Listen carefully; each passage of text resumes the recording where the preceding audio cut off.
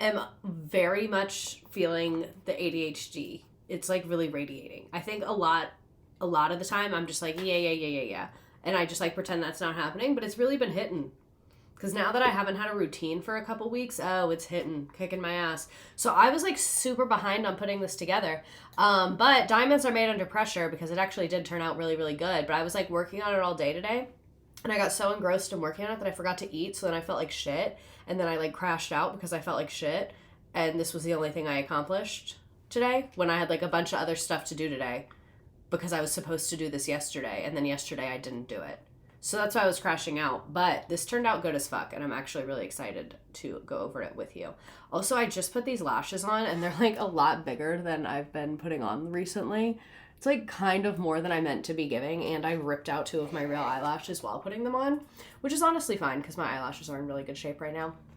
I was gone for the last 2 lessons. Glad to be back. I think part of the reason I crashed out today is because I didn't stream last week. It is really rare for me to miss a stream. Y'all know that. I've been doing it more recently. And I think that's contributing to me crashing out because I am I'm a habit and routine person. Like I need my routine. I need that consistency in my life. And like for the last 10 days, I have not known what day of the week it is. Like, people will be like, today, and I'm like, I don't know. Like, I have no sense of time right now. My time management right now is, like, absolutely nothing. And I think that's because I haven't been streaming. And also, my Substack, that's been a mess, too. Like, honestly, it's my fault. I have no one to blame for myself. Ready for class today. I'm ready to shake ass tomorrow. Hello, Mr. Decadent classmates. Oh, yeah, I already read that one. Oh, yeah, today's Tuesday. No, literally, like, what's going on? Like, the time between Christmas and New Year's is, like, normally like this, but this year it's just like really like this because I think normally we all get a little bit out of our routine and out of our sorts, but I've been out of my routine for like a month and a half now. So I'm like, whoa. But yeah, feeling good, looking good. Also wanted to go for a run today. Literally put all my stuff on, walked down my driveway, walked past one singular house. I was going to say to the end of the street, but I live one house away from the end of the street. Walked to the end of the street and then said, nope, too fucking cold, and did a Peloton ride instead. But whatever. I'm excited to be here. Also, I fried my hair. That's another thing that's happening to me. My hair is fried because I used a cheese straightener on it in Detroit, which is not Detroit's fault. That's just where I committed this crime against myself. Normally I use a heat protectant, didn't bring it on the road. Don't know why the fuck that one didn't make it into the bag because the only time I use heat on my hair is on the road. So like, what's not clicking? So, and then I used this cheese straightener to curl my hair and one side turned out awesome and then the other side wasn't cooperating. And then you know how it goes. I was doing it and I said, oh, I'm frying my hair right now. That's what's happening right now. And it's just suffering a little bit. It actually looks really good today, but I can just feel that it's dying. So I booked a haircut for a week from now. And then I was like, you know what? No. Canceled the haircut. I don't know if y'all know. I think her name is Ashlyn. She's like a mom. She lives in Louisiana. She's really funny and she has super long hair. And she was talking about how she doesn't wash her hair that often. And I think part of the reason why my hair is like also fried is I've been washing it more often because I've been using heat on it more often. And I was like, I think before I do like a cut and anything, and I know I should cut it, but like I don't want to. I was like, I think I just need to go like a little while without washing it and let the natural oils do their thing. Mr. Redacted also got me the Olaplex bonding oil as a stocking stuffer. Hell fucking yeah. And that helped a lot too. I think that's why it looks really good today is because I washed it yesterday and then put that on it and then kept it like high and tight.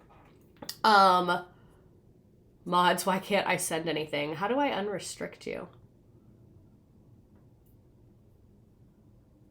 How do I it's only telling me I can restrict you. Mod, warn. It's not telling me how to undo that for you because I can see your stuff. It says I can put you in a timeout, I can warn you, and I can ban you. How do I unban you? Oh, stop restricting. There we go. That was not obvious at all. Okay, I think I fixed it. First time chat, finally completed the pipeline. I listened to the entire podcast, then watch your entire YouTube, and now I'm here. Oh my God, you know me better than my own family. Yay, I'm here. Can't remember the Tuesdays have been so crazy. Can't even remember my last stream I was able to watch. A Dutch Bros parking lot. I was just thinking about you because I went to Dutch Bros for the first time and it was fucking good. It was fucking good. This is my new challenge that I just thought of in this moment.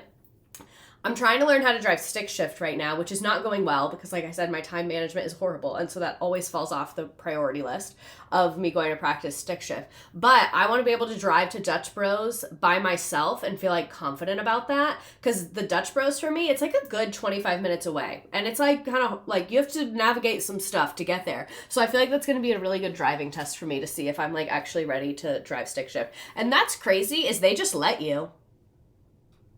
Like... It's very libertarian core because, like, to drive a bus, you have to get a CDL. Like, there's certain rules about driving. But with stick shift, they just let you. Like, they just let you. They just let you. So I'm learning how. It's not fun, but I can tell it will be soon. Yeah. I learned how to drive stick shift, and I actually love it. It makes me feel so capable. That's, like, low-key what I want. That's like low-key what I want. Libertarian core, it is. I always think of that video where it's like, the libertarian presidential debate, they just let you, Mel Robbins. I have such a love-hate with relationship with Mel Robbins. Mel Robbins, if you're seeing this, we're cool. It's fine. Sorry, that just really distracted me.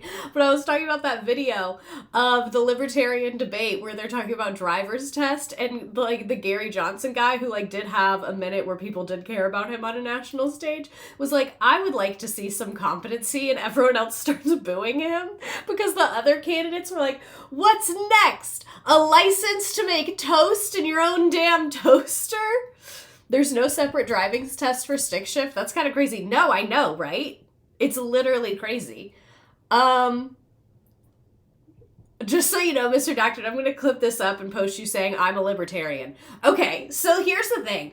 I agree with libertarians on a lot, and I think at my core, that's really kind of my values, because my mindset about a lot of my policy thoughts are that the government shouldn't be in our business. So like abortion, the government shouldn't be in our business. Online privacy, the government shouldn't be in our business. Like I firmly hold that belief. So I can get on the same page with a lot of libertarians. My thing with libertarians is that they're just kind of difficult people to be around. Like they're just kind of insufferable. And that I don't want to be affiliated with. I'm a Mel Robbins hater. Let's talk about it. Okay, so let's talk about it. Maybe we'll do a stream about Mel Robbins. First and foremost, I will say I saw her speak when I did not know who she was, and I loved her. She did a talk at a conference that I went to when I worked for a real estate place because I was like, I'm going to go to this conference because I was like, it was very much like a square peg, circle hole situation of me working in real estate. Like I was like, yes, and I will do corporate America and it'll be good. And so I was like, I forced my boss to let me go to this conference that I was absolutely not invited to at all. But I was like, I'll be there. So I like swing an invite to this conference. The conference was like a lot. Like I learned some stuff, but then everyone was like partying a lot. And I was like, yeah, I'm not going to do that. Libertarian? I thought you were American. And then everyone skipped the keynote because they were all hungover. And I was like, I'm going to the fucking keynote. And then the keynote was Mel Robbins. And I didn't know who that was. But her going through her talk, I found her to be a very, very engaging speaker. But I'm also like, if you have good enough lighting and music, you can sell me anything. Like, I'm one of those people that like, oh, it's a good thing I'm not in a cult. Like, it would be so easy to get me to join a cult because I'm like, oh, wow. Like, I'll entertain anything for a couple hours. I'll be over it and leave. But I'll be in. And I was very much in, and I very much needed to hear that in my life of her being like, you should take risk, you should do things you're passionate about. It was messaging I really needed to hear at that time. So low-key, my company sending me to this conference is why I decided to give up on corporate America and quit that job. But, whatever. I honestly, they don't think they cared about that. And that was, and to this date, is my most positive experience and interaction with Mel Robbins content. Like I said, they booked her for a keynote, so it was it was a lot of people there, but it wasn't crazy. Very good. experience. She was a good speaker. She was nice. Like, I didn't really meet her, but I know a couple other people did. Like, no beef with Mel Robbins. And then when I started seeing more of her stuff on social media, I don't like her stuff on social media personally. To me, it really rings as marketing and sales. And someone here said she's a grifter. I think that is true of every self-help expert. And I feel confident saying that. Some of them have more to offer than others. I do not think Mel Robbins is the worst by any means. There's a lot of self-help gurus that are actually engaging in cult-like behavior and being very manipulative and very exploitative to their fans. And Mel Robbins, to me, is a very, like, neutral one. Like, I don't think she's doing anything really negative for the world, but I don't really think she's doing anything that groundbreaking or that positive for the world either. It's all very much the same stuff repackaged. And that is kind of like I was saying, when I was in that moment sitting in my chair, hating my job and trying to force myself into this career, any self-help engaging person who said follow your dreams, I would have been open to. She's a grifter, let her. And that's literally how I feel, because I'm like, oh, when Tony Robbins does it, when all these fucking men do it, it's fine. But suddenly when Mel Robbins does it, it's like a fucking problem. So that's what I'm like, whatever. So when people like, same thing about Taylor Swift and Mel Robbins, whenever anyone like fucking hates them, I'm like, whoa. Like, I'm not even a fan, but when someone, like, fucking hates them so much that it's, like, visceral, I'm like, okay. She's just not qualified to give advice professionally. And none of them are. Like, none of the self-help people are. And, like, Mel Robbins went through some financial stuff and some business stuff and whatever, but, yeah. Like, Mel Robbins, in my book, is fine. Like, she's fine. She's fine. All right, let's get into who we're talking about tonight. Madam Alex, who has many names. Elizabeth Adams, known as Madam Alex and sometimes Alex Adams. She was born in either 1933 or 34. We are not sure, and she died in the 90s. She was an American madam. So if you were not here for my Heidi Fleiss stream, you have probably never heard of this person. If you were here for my Heidi Fleiss stream, you know a little bit about this person. So that's that on that. Let's go ahead and get into it. There are not many photos of this lady. I feel like transitioning from Mel Robbins being a grifter to going into Madam Alex is like kind of actually really good. So there's not many photos of this lady. So this is mostly going to be text tonight, which means it's mostly going to be me reading. Also, I just realized I'm not seeing the TikTok chat. So sorry, guys. Let me make sure I can see you. That's so sad. You guys always get neglected. My bad. There we go. Now we're getting somewhere. All right, cool. Heidi Fleiss was my first live. This feels like a full circle moment. The Heidi Fleiss stream should have been 2 parts. So this is, I guess, technically part 2, but should be part 3. Rebex, thank you for subscribing with Prime. So this is Madam Alex. Let's start with her early life and career. She is originally from Manila. I don't know if I'm pronouncing that correctly. She is Filipino, German, and Spanish. So she, much like Dorit wishes she was, is a child of the world. Abby Reeds, thank you for subscribing. So she is not an American by, like, really culture or geography or anything, but she arrived to San Francisco when she was 17 in 1951. So this is from a Vanity Fair article that we're going to read later, but I wanted to read the part about her childhood now. I was born in Manila to a Spanish Filipino mother, so that there's probably some trauma there, generally, I think. And a German father, and then when I was 12, a Japanese soldier came into our house with his bayonet pointed at us, ready to do us in, she began. Her tone, matter of fact, despite its faint Philippine lilt, I think they mean like accent. He locked us in a house, set the house on fire. I haven't been scared by much since that. So her life has not been awesome. Like, which I don't think is shocking. I don't think many people get into this line of work who have like a great background and no childhood trauma. But honestly, everyone has childhood trauma if we're fucking being real about it. But this is literally like the only info we have on her childhood. This is it. We don't know, was she rich? Was she poor? Was she middle class? What did her parents do for work? We don't know. And that is one thing about this stream. Lots and lots of loose ends out there. Not much verifiable information about this lady. So in 1951, her parents brought her to San Francisco, and she said, "My mother always stuck me as goofy, so I jumped on a bus and ran away." Okay. So she's like, yeah, I was born in Manila. They robbed our house. Then we went to San Francisco, and then I ran away. Apparently all that happened in 1 year. We have no idea what her childhood was like prior to that. I got off in Oakland. For those of you who don't know, Oakland is very near San Francisco. They're all a part of like the Bay Area. And I saw a help wanted sign on a parish house, and I went in. I got $200 a month for taking care of 4 priests. I spent all the money on pastries for the parish house, but I didn't care. It felt safe, and the priest sparked my interest in the domestic arts, in linen, in crystal. Nonchalant queen of moving in silence. No, she is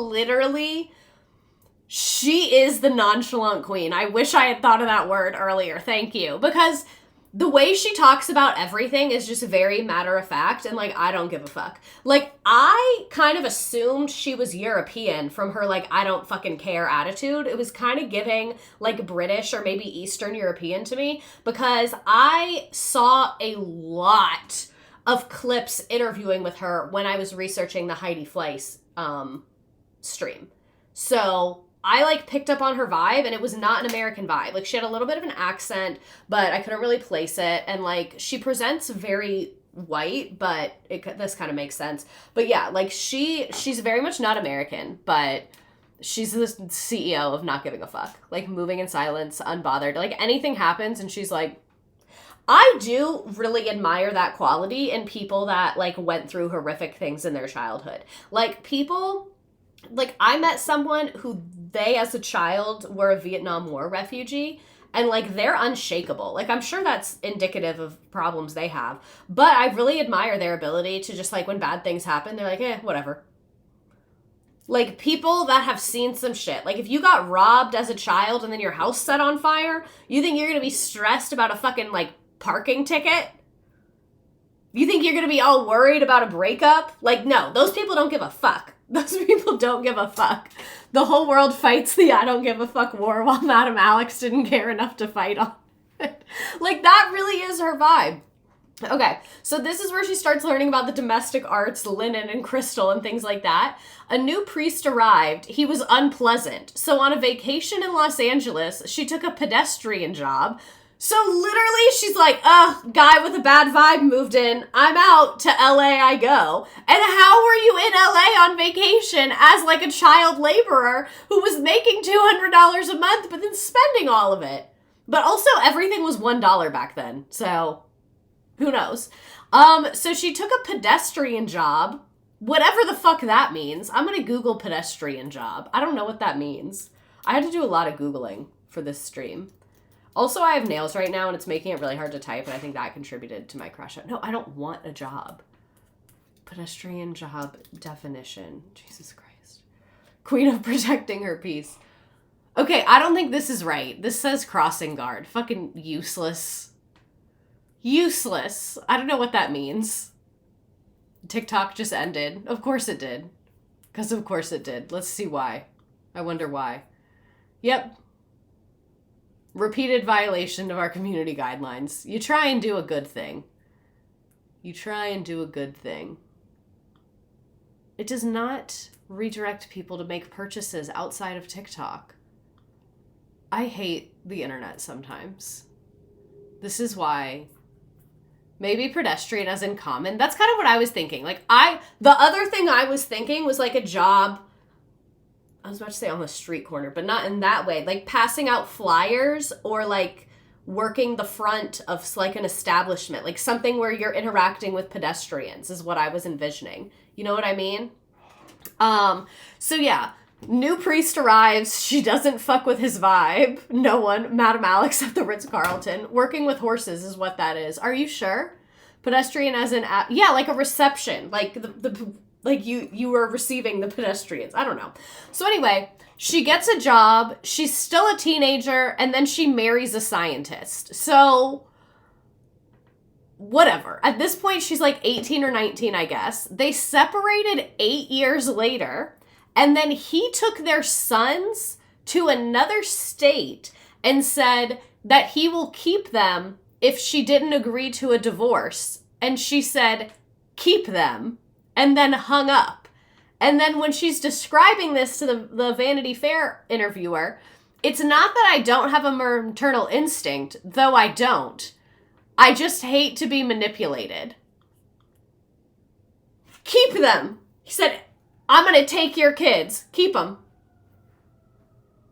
Like, you guys see what I'm saying? She's so nonchalant. She is so nonchalant. She does not give a fuck. Keep her as her, let them. No, literally, like, she is Mel Robbins coded. Let them. Can that be a new meme that we have? I'm really asking that. I really, like, we haven't had an inside joke as a stream community in a while. I'm not just being gross, this is Vaseline. We haven't had an inside joke as a stream community in a while, and I would like to have one, and I think let them is our new one. She's so grandma in 1930 coded, because that's what she is. Madam Alex was not here to play these reindeer games. Like, she literally does not give a fuck about anybody. I did not think my reference to Mel Robbins would result in this. No, it was actually really important to me. Like, and the way that men do this all the time, like, this is going to come off victim blamey, and I don't mean it to, but Madam Alex proves that you have to give your consent to be manipulated. Like, for someone to manipulate you, it takes two to tango. And for most women, their children are their Achilles heel. You can use their children as a way to manipulate them because they're going to be weak for their children. That's their Achilles heel. But for Madam Alex, she said, I don't have an Achilles heel. Dipped the whole motherfucker. I'm good. And she said, you're not going to manipulate me. You think I cared about... No. Rest in peace, Madam Alex. You would have loved working in male-dominated fields. TikTok trend. Like, nonchalant. So then she gets married again. What kills me is that she's been married twice. Because she really kind of gives never married. But she's been married twice. But, like, she's so nonchalant that she got married and didn't give a fuck then either. Like, she was like, yeah, fucking whatever. Like, literally did not give a fuck about anything. So her second husband was an alcoholic but had Frank Sinatra blue eyes. And possibly, Alex never knew this for sure, but allegedly a big career in the underworld as a contract killer. But he did Alex what she considers a great favor. Years before we got serious, he was going out with a famous LA hooker. She and her friends were so elegant that I started spending time with them in beauty salons. They were so fancy, so smart, and they knew incredible people. Like the millionaire who sat in his suite all day just writing $5,000 checks to girls. Alex, who was working as a florist, never thought she'd have the occasion to use the knowledge she gleaned from these women. But one day in 1971, so what year was she born? She's like in her 30s at this point, I think. One day in 1971, a customer ordered yellow roses, but Alex wouldn't sell them. She said the roses weren't good enough. We got to talking, and she was a madam from England who wanted to sell her book and go home. So her book means her clients, like the list of clients that she has. Me working in a woman-dominated field facing the same shit because it used to be male-dominated, and the women in charge still carry those values that the men put in place. That's so real. That is, yes, and you're right. Relinquishes custody out of spite. Yeah, I had a husband. Ha!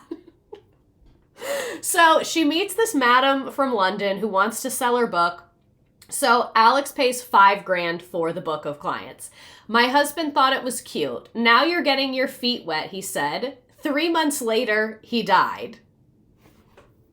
After 11 years of marriage, just like that. And the names in the book, it turned out, half of the men were also dead. So, yeah. At this point, she's been married twice, once divorced, once he died. But, like, the way that she seems so unbothered about it, she's like, and then he died. She's like, yeah, I was married to this alcoholic. He was a hitman, but he was hot. And he taught me about prostitution. He was hanging out with a really cool, beautiful lady. And then I was working at a flower shop. And then this lady sold me her book. And then my husband died. And yeah. I know she don't give a fuck. Like, she really doesn't. So that was from that Vanity Fair article about, like, her rise of, like, how she became a madam. It low-key realizes she just realized we're all living in a simulation. Now he's dead. So this is some information from Wiki about this same time period. By her own accounts, after a period as a florist and owner of an antique shop, she switched to becoming a madam around 1971 after buying a book from a visiting English madam for $5,000, although half the individuals listed turns out to be deceased.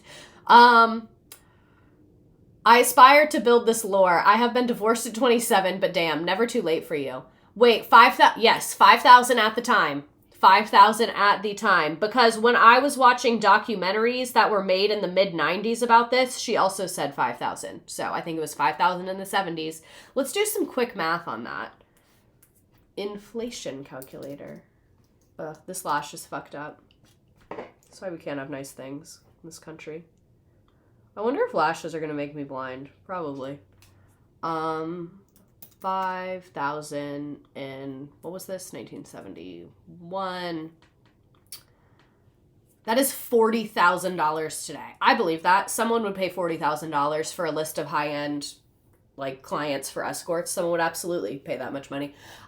So this is when she started running her prostitution ring in Beverly Hills, which she did for more than 20 years. So again, she started in the 70s. She's like super the lady, super in charge for 20 years. Under the pseudonym Alex Fleming, she had many pseudonyms, used many, many different names. She sent young women to hotels in the district and on cruises, charging $300 for 2 hours and up to $2,000 for a whole day, including for periods accompanying men to Europe and cruises in the Caribbean.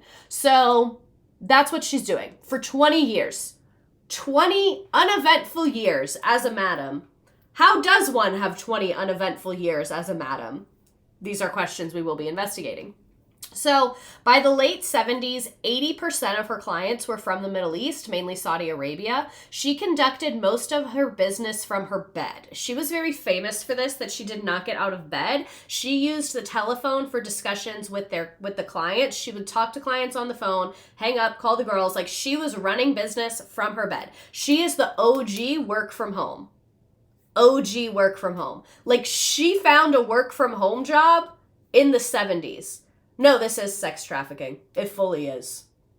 It fully is. We'll get more into the details later. Yes, now I remember from the Heidi stream. Yes, this is that lady. This is that lady. I did that today. She's not special. Okay, so and this is like fully illegal. To the person that was like, this is illegal, it is. Yeah. This is a story about a criminal. I don't know if you guys didn't know that. When I said madam at the beginning, I didn't mean like a fancy lady. I meant like a madam. It's the woman version of a pimp and generally known to be classier and nicer. Not always though.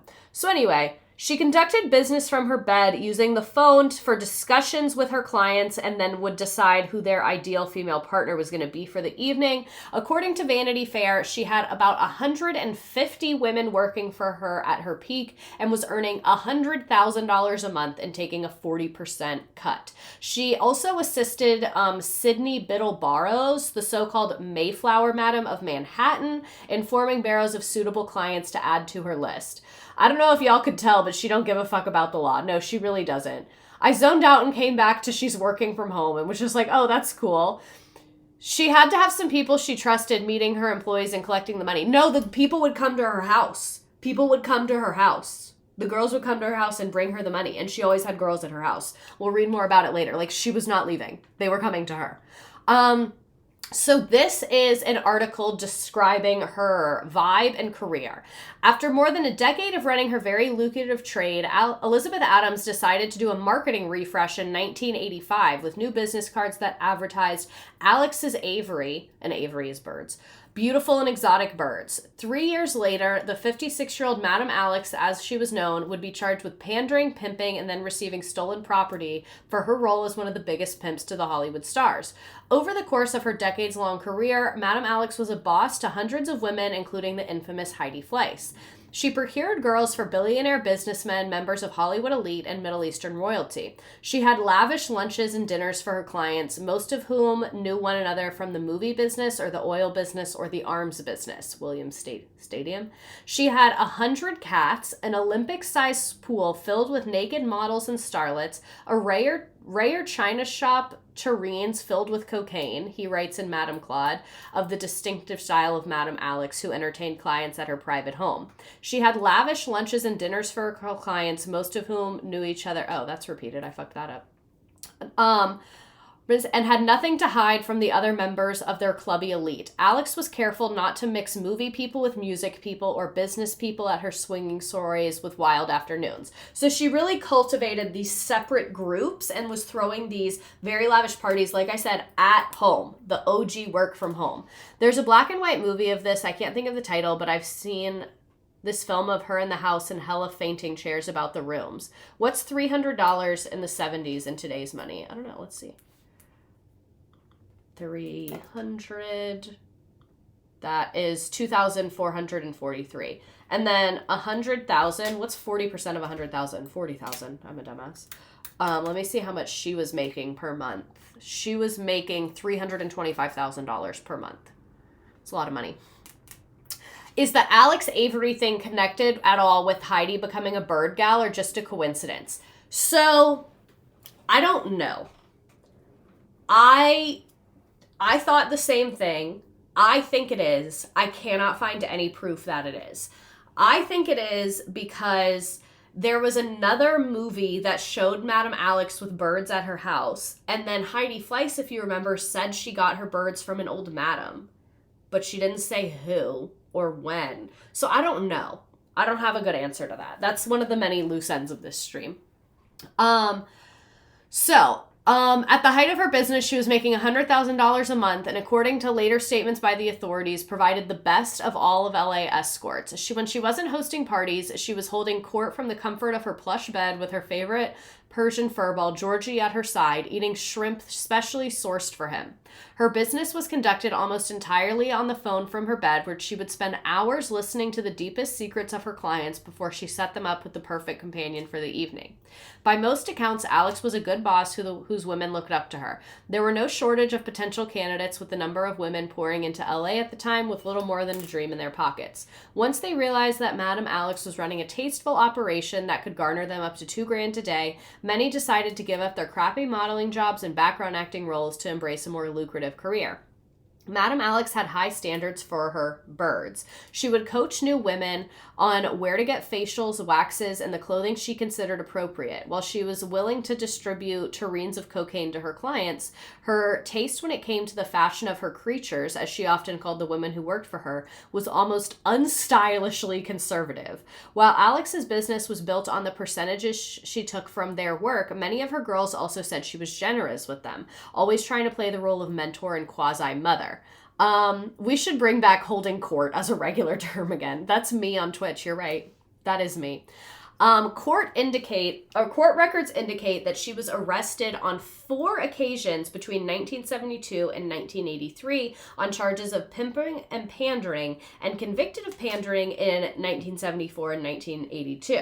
She was arrested in April 1988 on 2 counts of pandering and 1 count of pimping when the district attorney had sufficient evidence. An undercover female police officer posed as a potential sex worker and provided evidence via a tape recording as well as testimony from one of her women.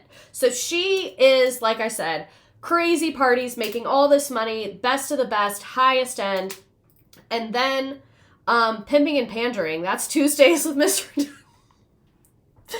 Oh, God. So she is arrested. She's been arrested before, but I guess it never went through. Interesting that she was arrested, but it never went through. Then in 1988, she gets arrested, and it was kind of like a sting operation. So Let's discuss that case more. Now we're going to read the entire Vanity Fair article. It came out during this situation. So she got arrested April 1988. This Vanity Fair article comes out in 1989. So it's when it's all ongoing. This is like the only picture we have, and it says, "I'm Alex, call me." So this is what I posted on Instagram. This was like a bombshell Vanity Fair article. It is fairly long. We are going to read the entire thing. Sorry, needed my water. And it's a lot. Let me just prepare you. It's a lot. We already read part of it when we read about her childhood. That was from the Vanity Fair article, but you see why I included it earlier. Okay, so "I'm Alex, call me." November 1st, 1989. The upcoming trial of Hollywood's most powerful madam is sending shivers through the executive suites of the majors. I lived here for the only thing she gives a fuck about. I cannot imagine how much she missed her bed while in prison. Oh, just wait. Just wait. So I lived here for years believing that every prostitute in Los Angeles was a teenage runaway working on Hollywood Boulevard. Then one night at the Troubadour, I spotted this extraordinary girl. I was standing with X, the well-known talent impresario mentioned in Hollywood's most celebrated Lothar, whatever the fuck that is. So I asked him who she was. "A professional," he whispered. And that was my introduction to the notion on that scale of 1 to 10, there were women who were 15s. Beautiful, bright, witty. Oh, and by the way, they worked. Once I became aware, I saw these women everywhere. And I came to learn that most of them were connected to Alex. So the person being interviewed, they never really explain who it is, but I gather that he knows all these people and I think has engaged in receiving services and paying for them historically. Alex, like Dustin or Madonna. The difference is that Alex Adams is by necessity an underground celebrity with a slew of aliases. Betty Jensen, Elizabeth Adams, Alex Fleming, and a nickname, Madam Alex. Known mostly to high-level Hollywood insiders, in the 2 decades she was in business, only once did she step out, in 1985, when she had a printer engrave the most unusual calling card that featured a bird of paradise borrowed from a Tiffany silver platter, and under it, Alex's Avery. Beautiful and exotic birds. So that's the business card we talked about. That is literally the only record of her business that went public at all. No advertisements, no phone in the call me in the fucking what do they call those things in the newspaper where people would put dating ads and cheating ads? What was that called? You guys know what I'm talking about. So this one little business card in 1985 was the only thing she really ever wrote down. If there was ever truth in advertising, it was in that come on. Some of Alex's birds were lanky, busty blondes whose clients moaned their praises. She had a tawny skin and ass like 2 volleyballs. But although the madam had her share of premieres who made their way into the penthouse pictorials, most of her birds were better camouflaged. That is, you'd never know how they made their money. The personals, thank you. On a scale of 1 to 10, these were the 20s. A few women you see lunching at Delhomme, pampered arm pieces with expensive taste and a hint of delicious but remote sexuality. Many more were fresh-faced, athletic, tanned, and freckled, quintessential California girls you'd take for sorority queens or future BMW owners. In a city where men determine which women work and how much they earn, it's not surprising that a madam at her peak could control 150 girls who couldn't be tagged as prostitutes or whores, or that she could stuff her mattress with several million tax-free dollars a year.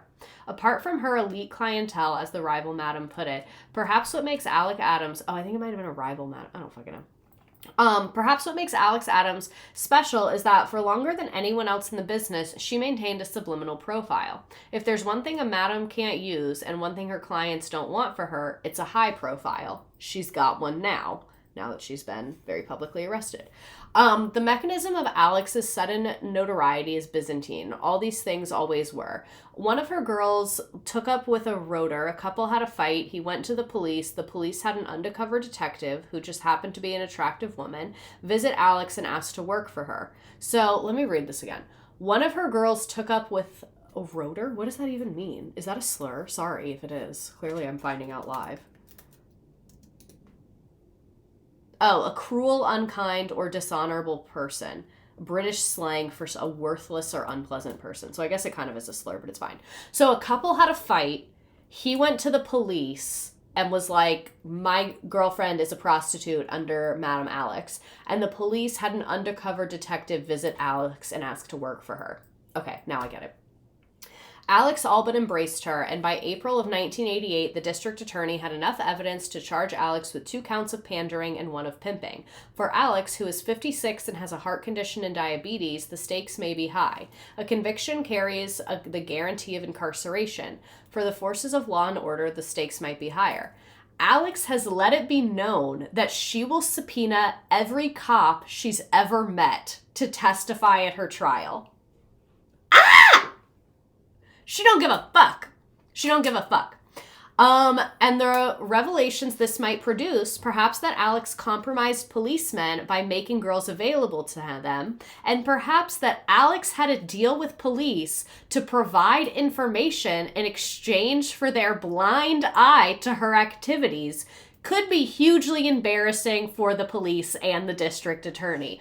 Because remember how I said she was the top madam from 1971 to 1988 and got arrested but never formally charged with anything and had an uneventful career. She is always one step ahead. She doesn't give a fuck. Like she said, "Oh, you want to arrest me? You want to arrest me?" So, for Alex's socially correct clients and friends, for the socially correct wives of her clients and friends, and for a handful of movie and television executives who have no ideas that they are dating or married to Alex's former girls, the stakes are highest of all. Alex's Black Book is said to be a catalog of the Los Angeles. In her head are the sexual secrets of many of the city's most important men, to say nothing of the visiting businessmen and Arab princes. If she decides to warble, either at her trial or in a book, her song will shatter more than glass. I'm deceased. We'll get more into it. We're still on this Vanity Fair article. We'll get more into the police stuff. I have a lot of memes about it, so wait. So Los Angeles is bracing itself for Alex's trial, which is scheduled for October 16th. Not that anyone publicly acknowledges the knee-level wind whistling through the city's corner offices. For the record, not even her colleagues will admit to knowing Alex Adams. But Alex knows in the surest way possible. Her phone no longer rings. Silence first from the Saudis, her best clients for the past decade, eager to pay girls to fly first class to New York, then Concorde to Paris, and at the end of a weekend, eager to give them presents that far exceed the $2,000 a day her girls got for long trips. Silence from the famously unfaithful talent broker. This is disgusting. I'm going to warn you, this is literally disgusting. Like, what I'm about to read is fucking disgusting. The unfaithful talent broker whose kink involved paying women to dress like his daughter. So that guy should be shot. Silence from the rock star whose taste ran to girls so dewy and virginal that had jailbait been on the menu, he might have flipped. She was 13 but looked 8. I don't know who that is about. I tried to look into it, but prison. And this is why I want to say Heidi Fleiss is the only madam I respect. Because if you remember Heidi Fleiss, if you watched my Heidi Fleiss stream, Heidi Fleiss was adamant that everyone was a consenting adult. Heidi Fleiss was like, sex work should be legal because there's disgusting people that will do disgusting things. She was talking about Madam Alex, I think, because Madam Alex never said anything about underage girls. The only person that did was this Vanity Fair person, but I feel like they didn't say that for no reason. And like, if the news is telling us anything today, it's that we know that that is a very real problem in the world. And so that's why, like, we do not stan Madam Alex. Like, we can joke about her, like, being the I don't give a fuck war and being nonchalant and being, like, super smart, but I do not think she's an ethical person, because at least Heidi Fleiss, I think Heidi Fleiss has a code. And I don't think that about Madam Alex. I think Madam Alex, like I said, truly does not give a fuck. To the fullest, does not give a fuck. I think Heidi Fleiss had a line, and Heidi Fleiss had a code, and Heidi Fleiss was never going to do something to a child. That's my own personal perspective on it. Like, and I don't know if Alex Adams was ever a part of the trafficking of children or complicit in it or aware of it or anything. That is the only thing I've ever seen in that regard, was this side comment from a Vanity Fair interviewer. But I don't know. I didn't want to skip it. I felt like it would be disingenuous to skip it, but I do want to say that's the only thing that I saw, but I still just thought it was really weird. And I also just wanted to take a moment to solidify my respect for Heidi Fleiss. They also didn't specify what age she was a teenager when she got married. Not to say she isn't evil herself, but it makes me wonder. That's exactly what I was thinking as well. Like, this woman clearly does not have, like, ethical boundaries and things of that nature. So, yeah, I do not know if she was ever employing minors. No charges of that. No accusations of that. None of the girls that worked for her said that. But this Vanity Fair person did say that that was kind of the thing, that they wanted, like, young-looking girls, which I absolutely do believe they were looking for young-looking girls who were freshly 18, but still, rough industry. So women in her profession, this is the Vanity Fair article again, women in her profession aren't supposed to speak so candidly in any forum outside of their memoirs, and generally the defendants on the eve of trial generally don't welcome visitors from the press, but on the phone, Alex Adams confounded tradition. I don't live in the house I was arrested in anymore. I'm on, she said, naming a street on a highly respectable neighborhood just off Sunset Boulevard. I'd planned to move to Dix Street so I could say I lived on Dix, literally the day before her child. Everyone to a new guy who approved the sting operation after 20 years of collusion. Who said that? No, literally, which we will get into. The woman who dazzled me with a flurry of voice name dropping suddenly let fly with a raspy laugh that rattled my phone.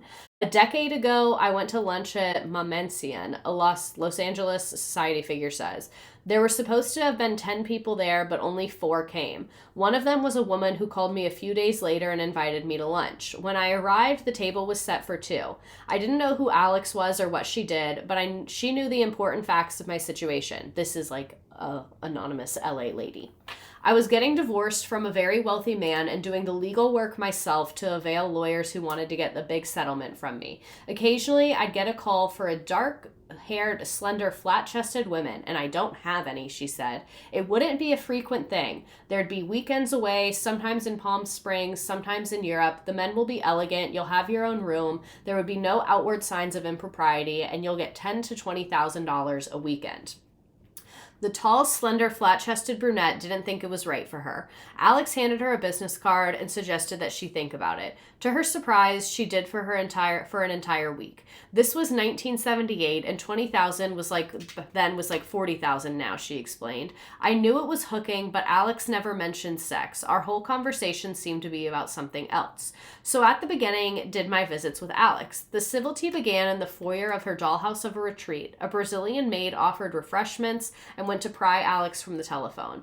The antiques were real. The couches were covered in a blue and white chintz not seen in every decorating magazine. The china was venerable, you get it, blah, blah, blah. The Persian cats, the French doors, plants.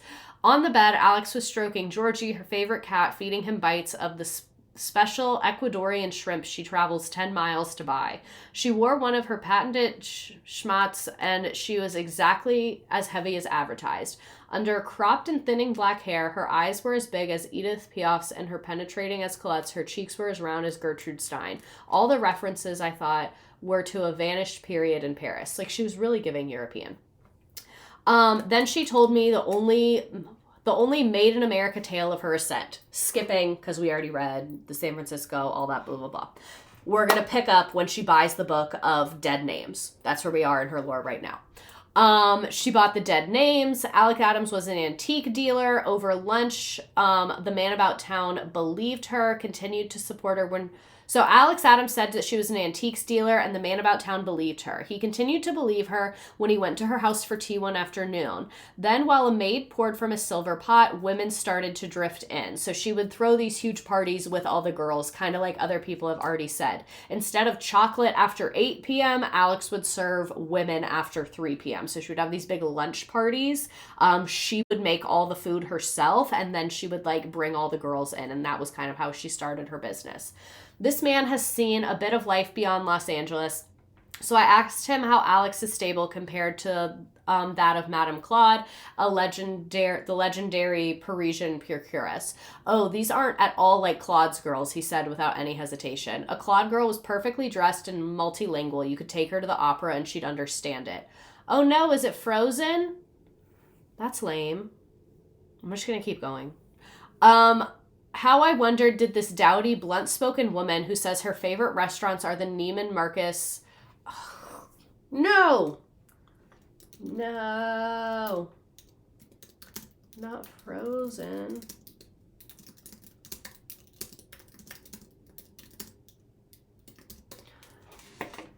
Oh, it's back now? Okay, cool.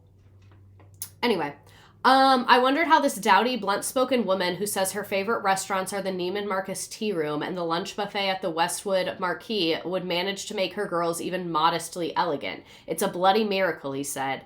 I wouldn't call what Alex gives you advice, one of her favorite girls told me. She spares you nothing. She makes a list of what she wants done and she really gets into it. I mean, she wants you to get your arms waxed. She gives you the names of people who do good facials. She tells you what to buy at Neiman Marcus. She's put off by anything flashy. If you don't dress conservatively, she's got no problem telling you in front of an audience you look like a cheap whore. I used to wear what I wanted when I went out and then change in the car into a frumpy sweater when I gave her the money. And she'd always go, "Oh, you look beautiful." That sounded like an indictment. The woman who's made enough money working for Alex to buy a sports car and put a down payment of a house on her own didn't want to give me the impression she resents her former madam.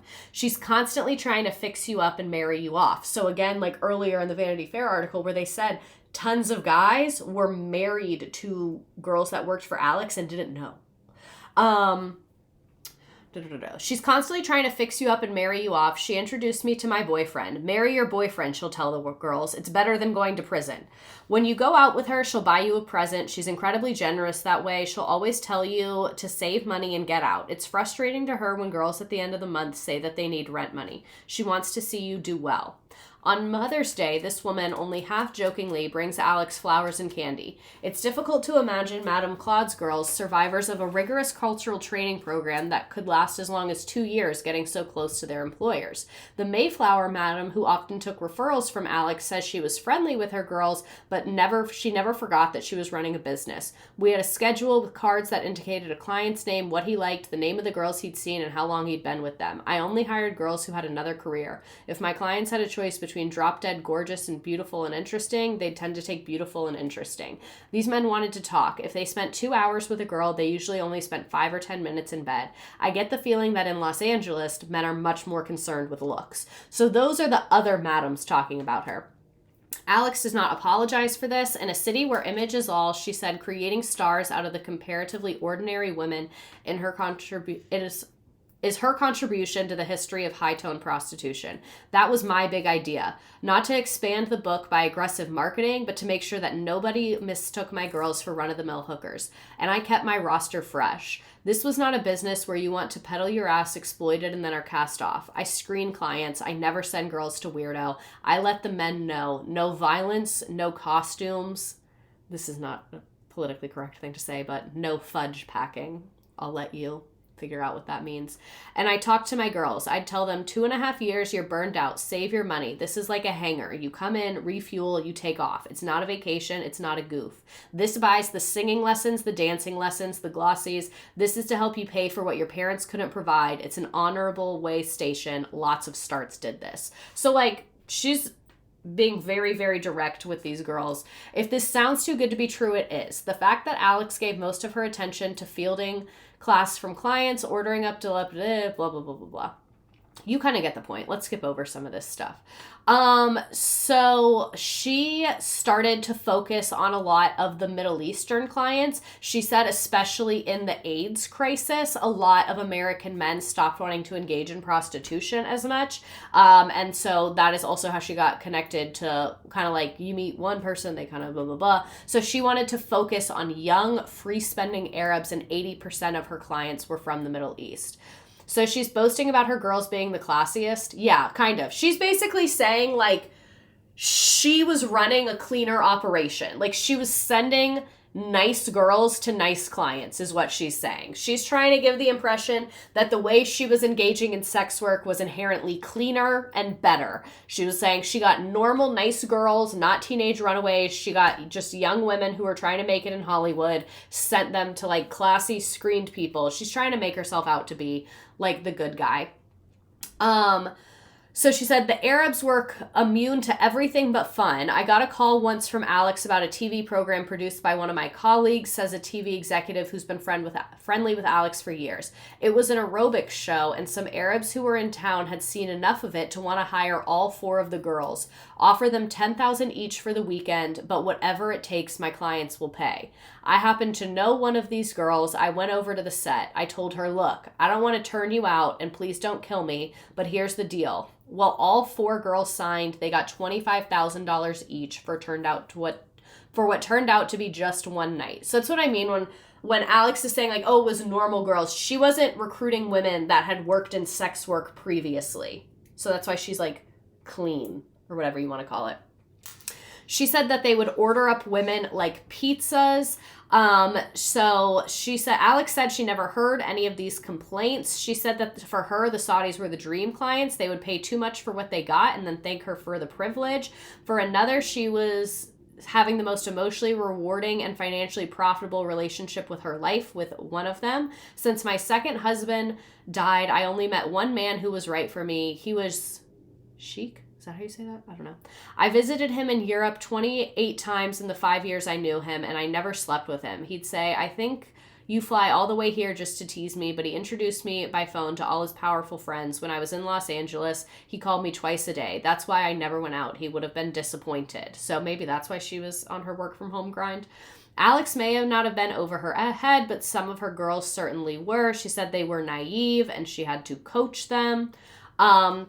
So according to Alex, she had no problems in the Middle East, but other people say different. Some of her girls say they had problems when they tried to bring cash back into the United States. Also, a never confirmed story is that one girl went to the Middle East for the weekend and never returned, and Alex didn't do anything about it. So, like, she really is kind of the I don't give a fuck. They were naive and needed to be coached, yet she wanted inexperienced girls.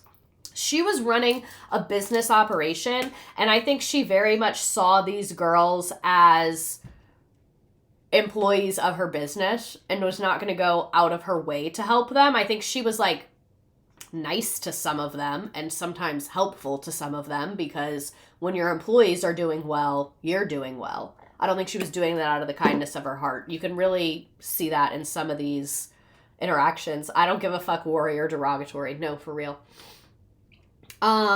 Listen to me, Alex said when I tired of listening to her drop powerful names no magazine could print and pressed her for the gritty specifics of her operation. This is a woman's business. When a woman does it, it's fun. There's a giggle in it. When a man's involved, he's sleazy. He's a pimp. He may know how to get the girls in line and make money, but he doesn't know what I do. And that's where she says is the matchmaking. Like she was successful because she could get them with someone that they really liked. She said they want soft, easy women. Some of them want to buy and mold a woman. So again, like makes sense that she's going after young, impressionable women. It's not like the arresting officer painted it. What happens to these girls afterward, Alex said. Well, I'll tell you. They get married to people he wishes he knew. There is admittedly one glitch in these marriages. The husband always throws his wife's past in her face. But that, she insisted, is to be expected, giving America's fundamental hypocrisy about all matters concerning sex. So this woman's a little bit insane. I was once jealous of a lover's promiscuity, she told me, but then I thought the best way to handle it was to have him do it at home. So I gave him my girls. One time he got excited by a particular girl. He asked me, do I know her? I said, you idiot, you fucked her last week. And that was the end of jealousy for me. A man screwing around doesn't mean anything. He just likes to get it off in a new hole once in a while. Women shouldn't feel bad when their men go to hookers. The men don't remember who they are. So again, I don't give a fuck warrior. The part about the woman running the show knowing this was actually trafficking is giving Ghislaine Maxwell ick. I do think, not that that's a high bar, I do think this was more ethical than what was going on with Epstein and Ghislaine Maxwell. I do not think this is the poster child for ethical sex work, but I do gather that this was more ethical than, less unethical. Let's call it that, if we're going to rank them. It's the home truth. These laws were made when women were grabbed from farms and made them fuck 35 guys in a day for no money. That's not happening here. So I ask married women, what would you prefer? Your husband having a roll in the hay and going home to you, or your husband finding a girlfriend and leaving the marriage? Probably the second one, I'm going to be honest. I don't think that's the answer she wants, though. For all that, Alexa says she stood up for the women her clients were cheating on. All right, that's interesting. Wives have one real reason for resentment. Their husbands don't take care of them. Women aren't cheats by nature, but they have to be cheats, or in their view, whores, because their husbands neglect them. That's why I always ask my clients, did you do your homework? You're more likely to get your wife to understand you're cheating if you do her first. Oh my God. I'm not even saying she's 100% wrong. She's just so insane. She's literally just so insane. And we're almost done with this Vanity Fair article. I know that it's long. So, the Los Angeles police got a rare insight into the stark bottom line of Alex's business one night in the winter of 1988 when the boyfriend of an Alex girl, like we said, blah, blah, blah, blah, blah. This is how the police got there. So according to police records, Alex allowed the young woman who was an undercover officer, Renee Berwick, to visit. Hi, Berwick began, according to a police transcript of the tape she made. Your house is beautiful. Thank you, Alex replied. Have you ever done this before? No. Are you scared out of your wits? Yeah. It's just like going out on a date, but you get paid for it, Alex said pleasantly. She went on to explain that she took 40% of the girl's earnings and that she charged men $300 for 2 hours, $500 for 4 hours, and $1,000 for a night. That she liked her girls to dress conservatively and that her girls carried condoms and only engaged in safe sex. The undercover officer wanted to start right away. Fine, Alex said, but she needed to see her breast. I'm so embarrassed, Berwick said. It took a while, but Alex got Berwick to open her blouse, not enough for her to discover the hidden tape recorder. I can't see anything, Alex complained. Take your bra off. Oh, I don't want to, Berwick said with a panic that must have been genuine. Darling, you have to show me, because I don't want them telling me later it was bad, Alex explained. If there's anything wrong with it, we'll fix it. This is insane. This is an insane conversation. There's nothing wrong with them, Berwick insisted. Most men say they love them. With that, Alex promised she'd call the girl, but it didn't matter. Along with the testimony of her girls, the police had looked like they had their first strong case against Alex. Curiously, the deputy district attorney who first handled Alex's indictment wasn't thrilled. In this state, you can murder someone, and if you don't use a gun, you can get probation. But we have mandatory prison in state prison, not county jail for pandering.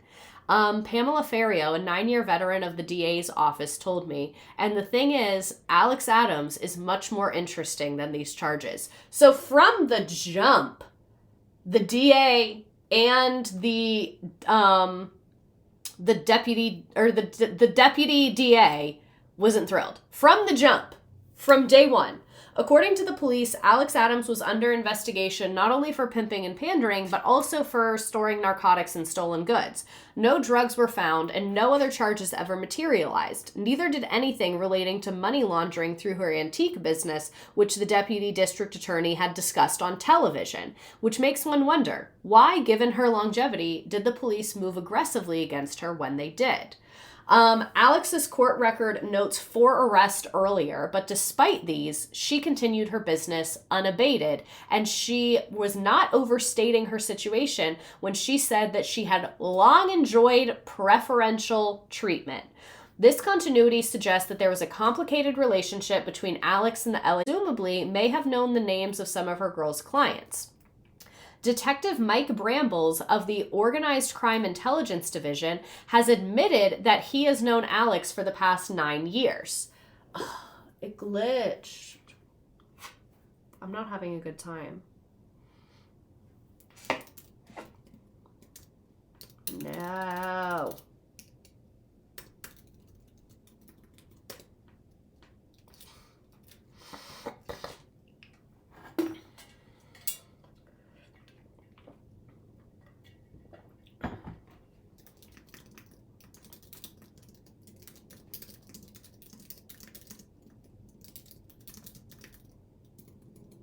Are you back?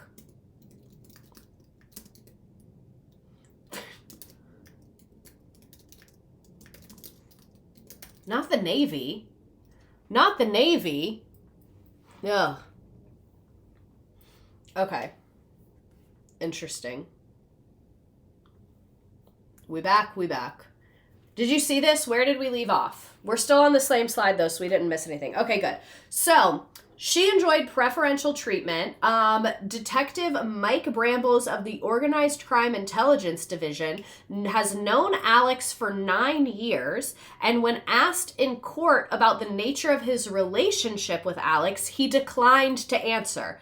That again is the Organized Crime Intelligence Division is declining to answer about their relationship with this very famous madam.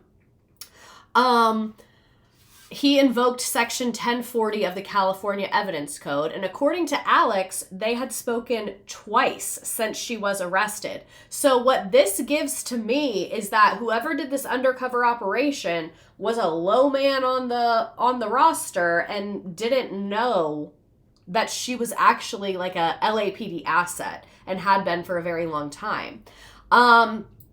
Here's where we get to why the deputy district attorney says that Alex is much more interesting than the charges against her. Here's where we also get into accusations that, if published, would certainly lead to libel charges. So they write this confusing as fuck so that no one can sue. So pay attention. So let us simply say that Alex may have known much more about the law than the names of the policemen who displayed too diligent of an interest in the interior design of the apartments occupied by her girls. So she knew which officers were using her services and at her girls' apartments. Prostitution, after all, is the traditional intersection of the underworld and legitimate society. As Henry Miller once observed, below the belt, all men are brothers. Don't love that saying.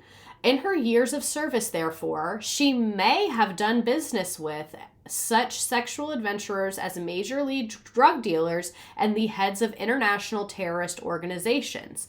And pillow talk being what it is, she may have chanced upon plans for upcoming crimes and would alert the police to these plans.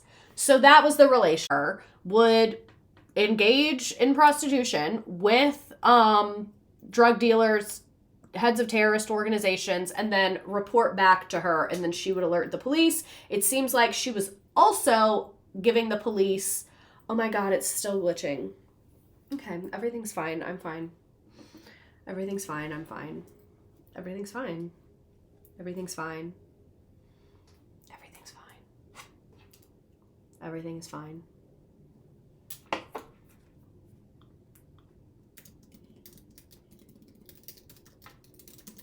Okay, it's back. Good. I was literally about to crash out.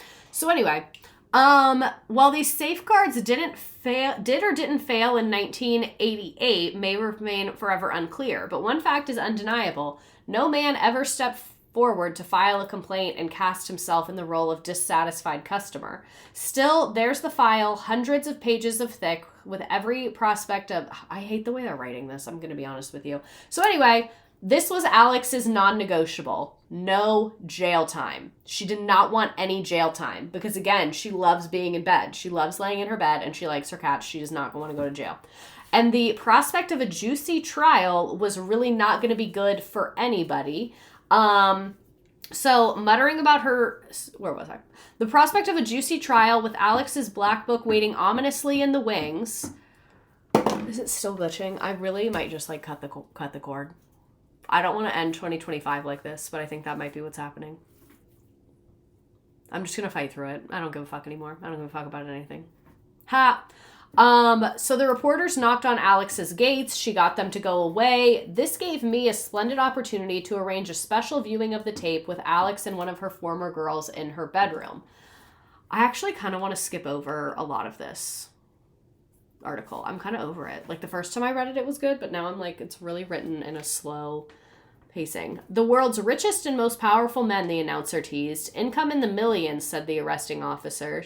A petite call girl who once slid between the sheets of royalty. Embody Madam Alex and refuse to give a fuck. You're right. You're right. It hasn't glitched for me. That's good. That's good to hear. So anyway. Then Pina Colapatino, a green-eyed blonde who helped police get the indictment, said, oh God, I literally can't read. They really dolled her up, the former working girl noted. She looks great. Admiration for Pina and the $30,000 Alex imagined she was getting for the appearance dissipated as she described the midnight phone calls of the old days when Alex would tell her to put on a silk dress, grab her passport, and rush to the airport. Never, Alex hooted. What I told her was wash that beaver. So the Vanity Fair guy is watching the coverage of the trial with Alex and some random girl at Alex's house. When the show was over, Alex delivered her review, lurid but fairly accurate. What of the moment when Deputy District Attorney Ferrero, an attractive young woman with an interesting shell of a mouth, a woman Alex would not have to tell how to shop, suggested that Alex was probably still doing business. A few days earlier, Alex had spoken about starting a health spa in Yelm, Washington, close to where channeler Jay-Z Knight communes with the spirit of Ramtha, whatever that means. And Alex had also considered opening a restaurant or catering service in Los Angeles. She said, however, had said nothing about remaining an outlaw. How could I? I have no girls. So she basically was like, my business is done. Then she went to court for the last of her pre-trial conferences. In a courtroom dotted with lawyers and press, one woman sat alone. She was attractive and young and never took her eyes off Alex, who appeared to court. Truly, I don't give a fuck. After the hearing, the woman thrust herself into the elevator with Alex and her attorney, and as they descended, pressed a card into Alex's hand. What is this? Alex asked. She looked down. On the card was the woman's name, phone number, and social security. Alex will, of course, never call her. It's too risky. But as she faces trial, the notion that there's no such thing as bad publicity is certainly on her mind.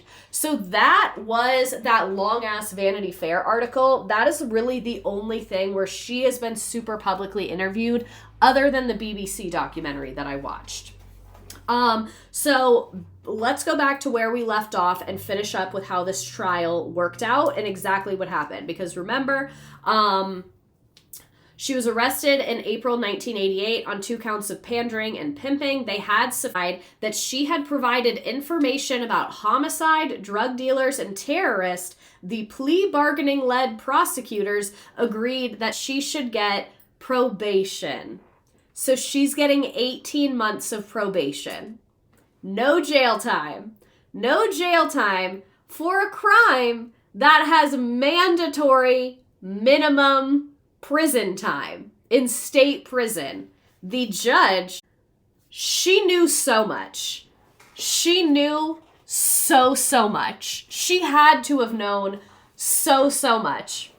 What the fuck was the LAPD doing for all of the 70s and the 80s that this high-profile escort leader gets 18 months of probation? Absolutely insane. And what kills me is Madam Alex literally got caught on tape. It's per night. This is how much you'll get. Let me see your boobs. Like, the whole thing. Very glitchy on Twitch and YouTube for me. Awesome. Awesome.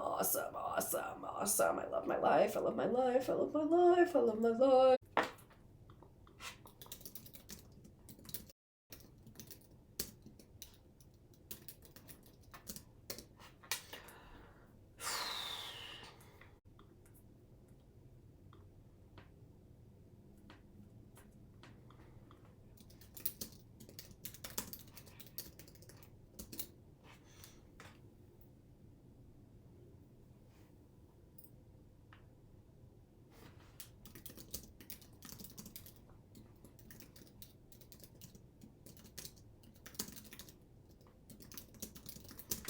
Okay.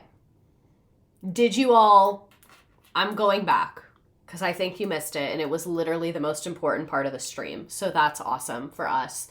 Like, I think this is where you guys last saw. You good? You want me to run it back? My hair's falling out. That's a good sign probably for my health. I really want a cake right now. It always starts working again when you crash out. No, literally. No, literally. Literally.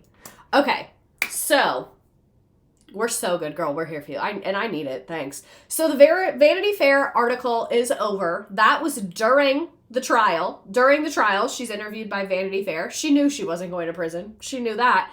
So she's arrested on the 2 counts of pandering and pimping. They have evidence from the undercover officer, but after many law enforcement officers testified that Madam Alex had provided information about homicides, drug dealers, and terrorists, the plea bargaining prosecutors agreed that her probation was only going to be 18 months and she did not have to serve any jail time. 0 days in jail. 0. Got arrested, bailed out, 18 months probation. She knew everything, because this is, like someone mentioned earlier, that the DA was like, time for bed. Time for bedtime. Oh, the DA was not thrilled when the officers brought this forth, because the DA was like, this has mandatory state prison time. This means that, like, the judge had to be cool with this, I assume. So that's absolutely insane. Absolutely insane that the LAPD was so down and dirty that they publicly just let this woman go to avoid what she was going to say at her very public trial. Because every news organization was locked in on that trial the same way they were for Heidi Fleiss years down the line. They did not want this bitch spilling her secrets about the LAPD, probably about the DA's office, probably about people in the courthouse. Because in what other universe would this have worked out that way? And the ultimate fucking power move of her to have that be on tape and her be like, yeah, let's go to trial. They have you on tape. Literally saying, you're going to be a prostitute for this much per night. I will take a cut. Let me see your boobs. The whole shebang. They have your ass on tape. And you still were like, go to trial. Because she knew they were never going to do anything. She knew they weren't going to do anything to her. She absolutely knew it. And imagine the fucking vibe in the DA's office. Can you simply imagine the vibe in the DA's office while this is going down? I can't. Like, the Bethany memes are perfect for this. For sure she wasn't concerned if she had been this unbothered for 20 years. No, like, she let her ex-husband take her kids. One of her girls got kidnapped to the Middle East. Like, she doesn't give a fuck. The only thing she cared about was not going to prison, and she knew she was not going to go in prison. Is there a Bethany Frankel in this stream, or is that just a dream? There is. She's been here a couple times. She's like the perfect meme creative inspiration for me. So the way that the DA was just like, yeah, we don't care. We don't care. So the TLDR of the trial, she was definitely guilty. They had a ton of fucking evidence, but a trial would have been so awful, so they just gave her probation. And it really seems like she was one step ahead, and she created this relationship with the LAPD preemptively. Like, she was like, this is illegal. I need to have so much dirt on the police that they can never come after me. Because why else would she be, like, having girls go there for free and doing all this stuff? The SpongeBob movie scene where it's like, I'm imagining I can't arrest her and I'm repeating everything into the microphone. No, literally, and it's not an exaggeration. So this is one of the very rare photos of her. The moo-moo in court.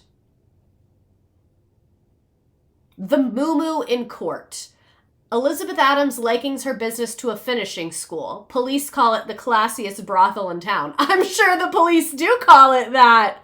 In their group chats, the police, hey bro, do you want to go to the classiest brothel in town? The classiest one. I kind of love when people have dirt on the police. No, literally. I'm like, this is so police. This is the most police story I've ever heard. She does not give a fuck. Why would she start in the courtroom? Because, like, so you mean to tell me that for 15 years, the police were getting escorts from this woman, and then they tried to arrest her, and then she almost took down, like, the entire LAPD, so she just got probation?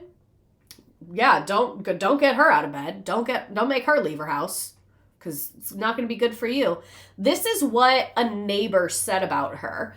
When I lived in LA, around the bend and just up the hill on Doney Drive, there lived a lady I later found out was Madam Alex. I lived there for quite some time when she had moved into her hillside house overlooking the canyon. I had no idea who she was. I sometimes saw her outside her house when I was walking my dogs up the road. Kind of a stout, uninterested looking woman, dark hair pinned up around her skull, probably in her early 60s, cotton housecoat covering her old fluffy blue slippers at her feet. She almost shuffled when she walked. I could tell by her manner she wasn't friendly in the neighborly sense, at least. Occasionally, I'd also see a good-looking man, probably in his mid-30s, standing in the driveway by a car, a very good-looking California blonde about the same age. I wondered if they were brother and sister because they kind of looked alike. And were they the offspring of the shuffling, disinterested lady in the housecoat? I never found out. Almost every day, following as I did that canine regimen of mine, because there's an actual sidewalk on that part of the road, I'd see really beautiful young women drive up to the house. They were all knockouts, Jackie Smith types. They'd park, go in for a few minutes, later they'd be gone. Brunettes mainly, spectacular. They all seem to drive black BMWs, always shining. No matter who you are in LA, you are your car. LA and car culture is so interesting. There was once a blonde who got up in a white leather cowgirl suit with lots of fringe, white boots, and a hat.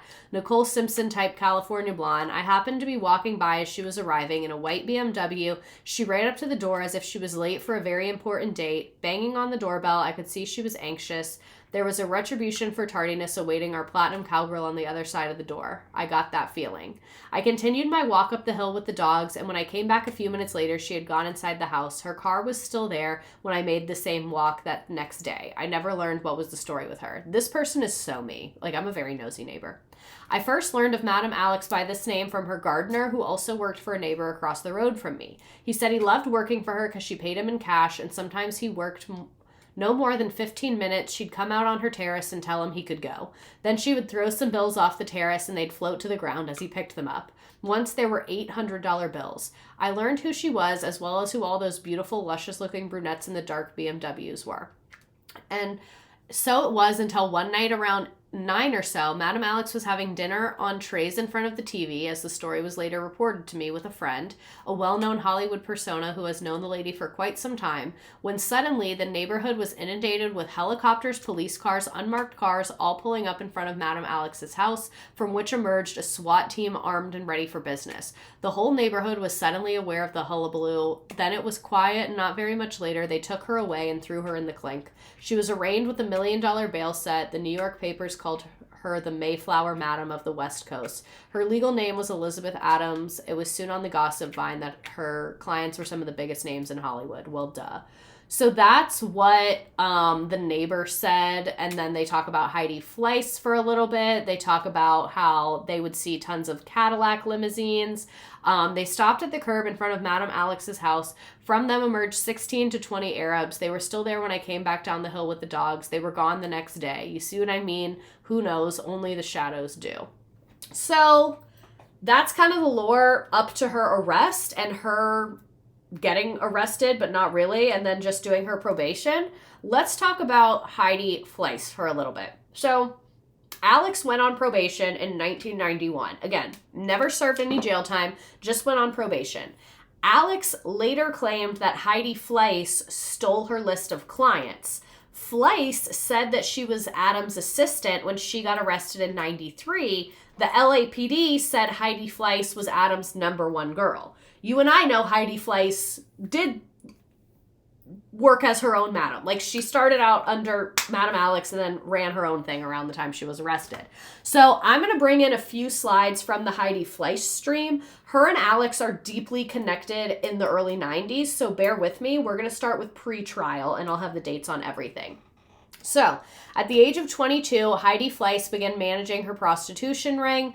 under Madame Alex after she met Madame Alex in 1987. Another account said in 1988, Heidi was introduced to Elizabeth Adams and started working under Elizabeth Adams in the late 80s. So before Alex gets arrested, before any of that stuff happens, when Madame Alex is like at her height, that's when Heidi goes to work for her.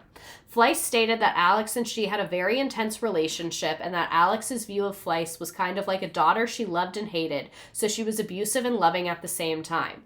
Fleiss said she worked as a prostitute for a short period to learn all the aspects of the trade. At the time she was learning to take over Alex's business, there was a labor shortage. Most of Alex's prostitutes were approaching middle-aged and planning to retire. Alex had Fleiss revitalize the business by recruiting a new batch of young, attractive women.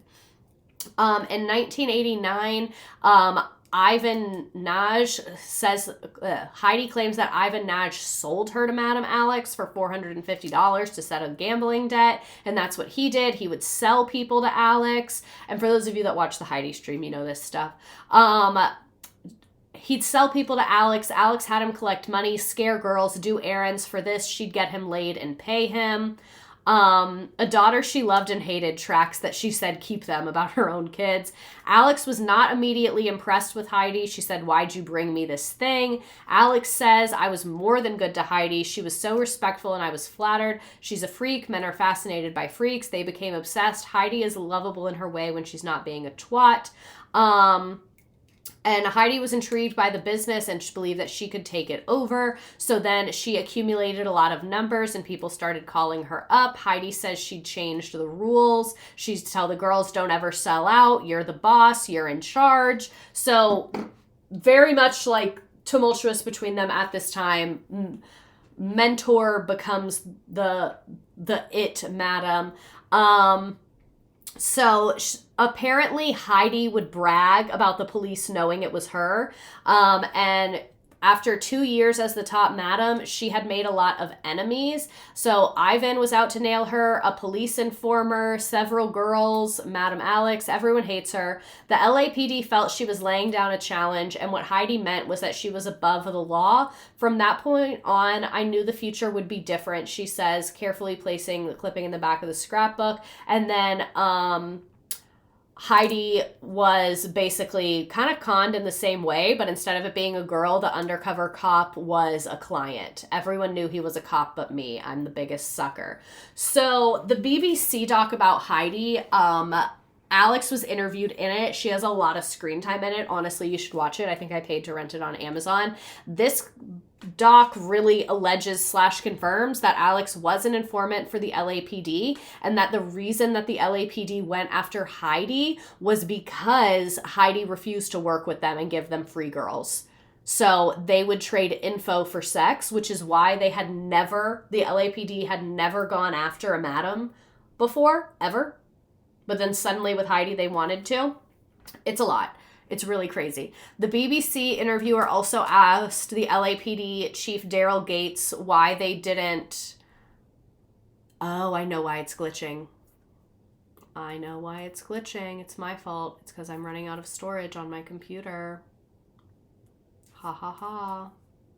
That's me. That's why. Oh my God, not me being the problem the whole time.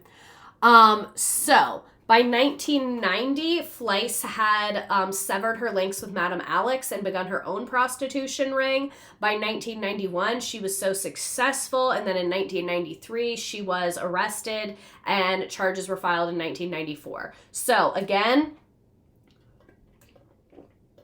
Madame Alex was arrested within here. This makes the Heidi story so much darker now. No, I know, it's insane. So you can see the rise and fall of Heidi and Madame Alex didn't happen at the exact same time, but very close to it. For Heidi to be arrested in 93, Alex to be arrested in, I think, 89? Not that far off from each other. Not that far off. So this was not in the Heidi stream, but it's good. Someone bought, Heidi Fleiss has like a coffee table book and they wrote about it. It was Kaylee Donaldson and she has a Substack. This is where I got this, was from her Substack.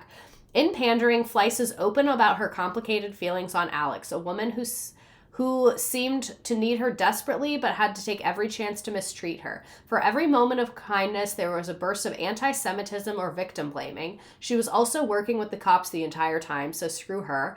Alex certainly represented the old way of doing business, meaning she eagerly embraced the LAPD, pushed girls into unpaid sex with these creeps to keep her nose clean. Fleiss didn't want to do that, which hurt her more than actually selling sex. But for all of Alex's claim of discretion, she was always running to the press to tell stories about her life. She talked to the press a fair amount about Heidi. Despite it all, Fleiss admits that she still loves and misses Alex. So that should bring you back to speed on Heidi. Heidi, very intimately worked with Madame Alex. Did she steal her book? We don't really know. But now we're going to go back to Alex. It's 1991. She's on probation. She's living her life. There was a jewelry theft at Alex's home in 1992. And the LAPD, this is again, while she is still on probation, I believe, the LAPD returned her recovered items. The LAPD, when is the last time you heard of the LAPD solving something like this? Her kids come back later, but not really. We'll get into it.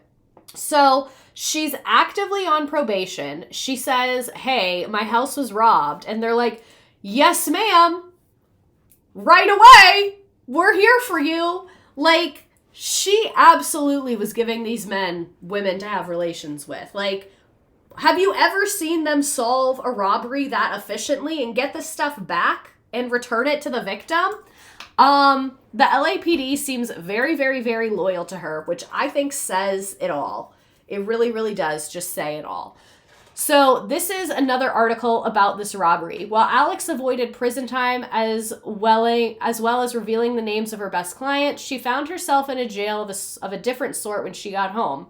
Not to be deterred by her recent brush with the law, she was eager to pull her escort service back together, only to discover a shocking betrayal. She would get into the horror wars. Alex alleged that her beloved protege, Heidi Fleiss, who got her start in the prostitution ring, had stolen her business. She used to work for me and then eventually became a madam herself, Alex told the LA Times in 1992.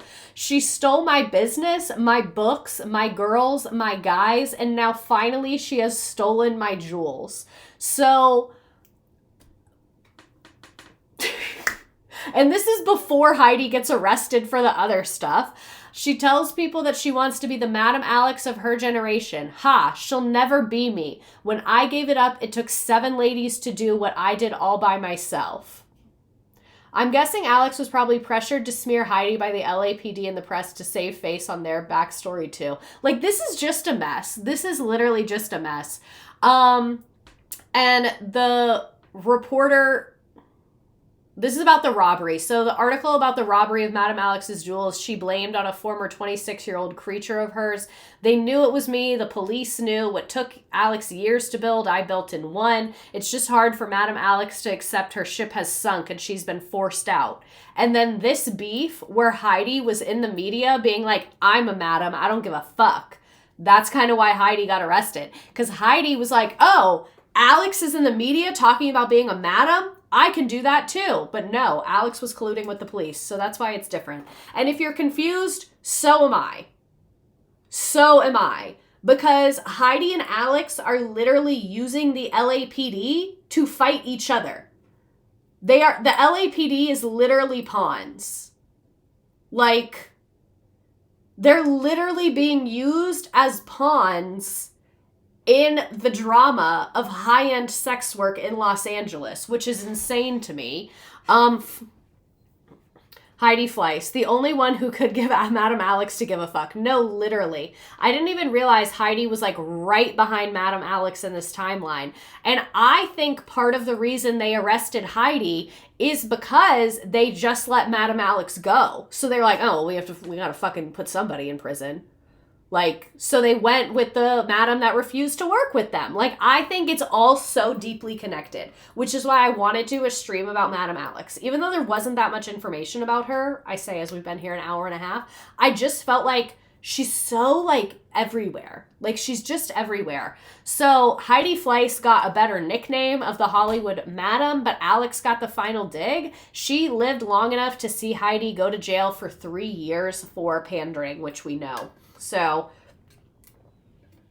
I don't know who won the war, but a mess between them. This is another thing I found really interesting. Madam Alex and Heidi used the same lawyer. The same lawyer. She is particularly, this is about Heidi, is particularly angry at a producer and former Sony CEO Pictures, John Peters. He got girls for everyone. He knew Alex for years. He was a huge client. He was the guy everyone went to when they wanted a girl.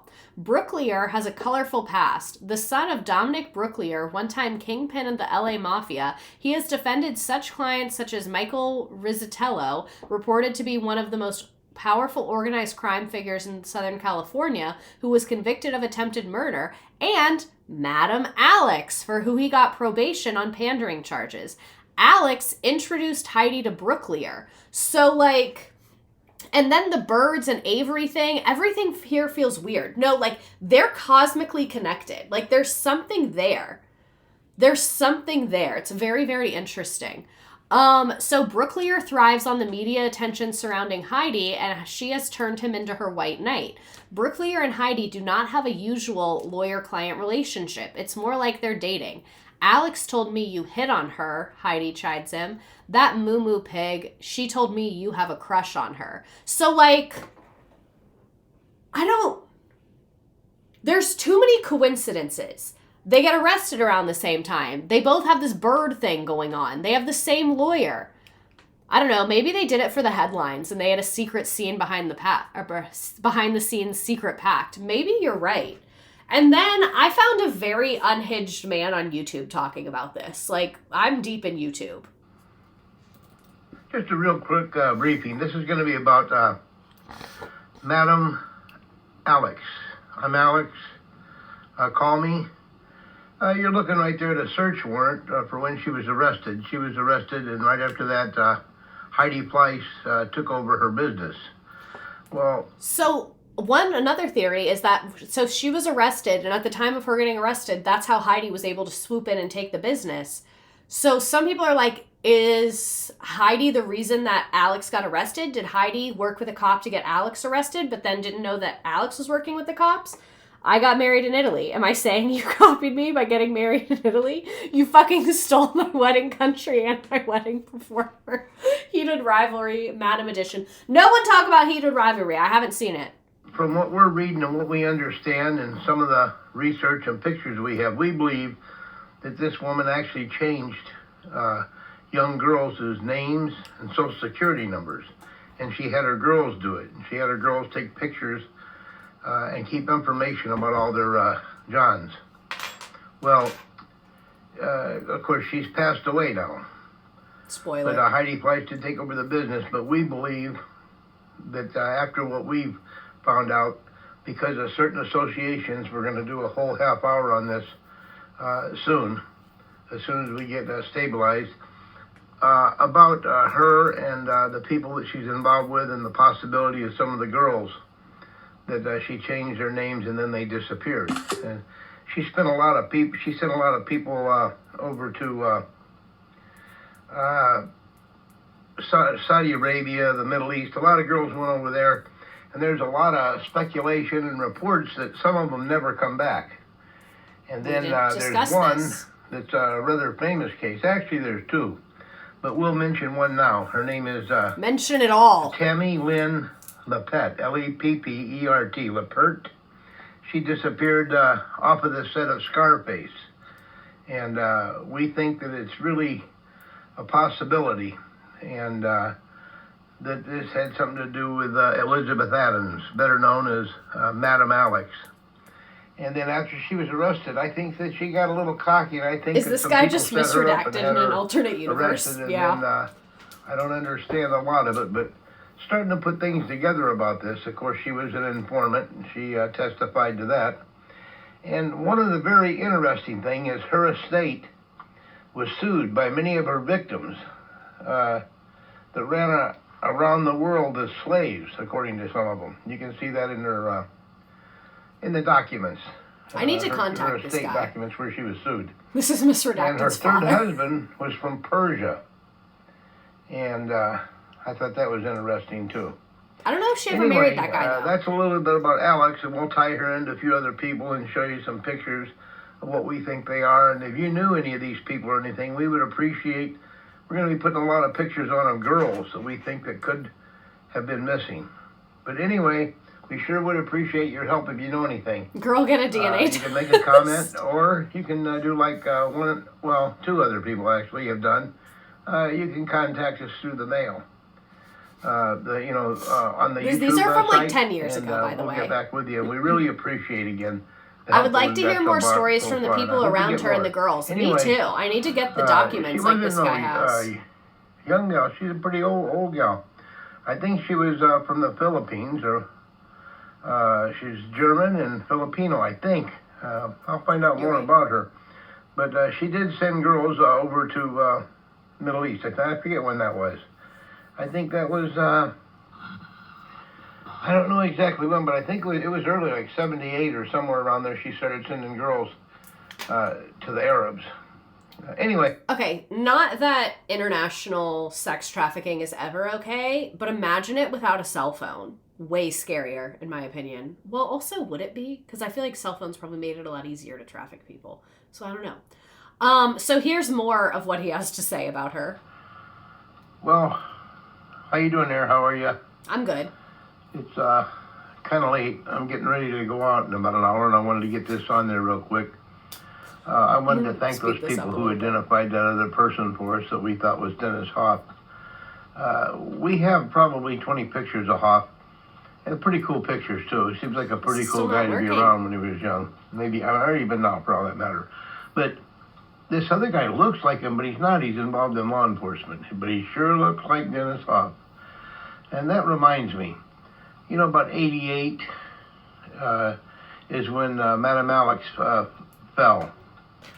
And then I think it was 94 is when Heidi Pleiss fell.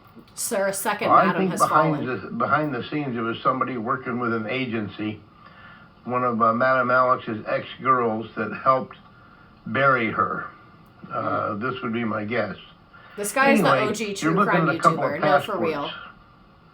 Okay, they tell you where you've been. What if this guy makes new videos and uses like clips of this stream? On a certain date, it tells you that you were there. Okay? And your destination there, and then when you come back, your destination where you're coming back, like if you were coming to New Orleans from Belize. Anyway, down here's a very interesting book that we found. This is a You guys see why we're here, address right? book. For lack of a better name to really call it. Now, in this book, it shows a lot of people, very famous people. And some of the people in here is Madam Alex. You remember Madam Alex, the one that was arrested in Florida in 1988 we were just talking about? Not in Well, Florida. this is somebody that knew her real well. And there's probably 400 addresses in here.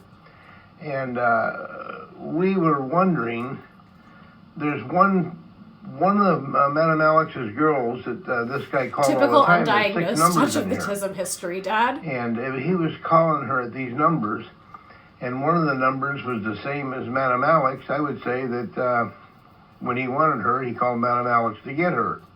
It's well known that he was a customer. It was even testified in court.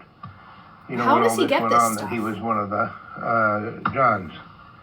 But anyway, we're going to finish researching all this. This gets really deep. It's got a lot of people in Hollywood and a lot of people in high places and a lot of people in low places. But we're going to show this to everybody, and we're going to put it online, and we're going to keep kind of make a record of it. I want you guys to know these videos have like 200 views. What's that called? Oh, recordme.com, I think it is, where they record. So he's kind of getting into other places he's going to put this. And here's some pictures he has. Hi, everybody. Here's some new faces. There's 3 ladies here. 1, 2, and 3.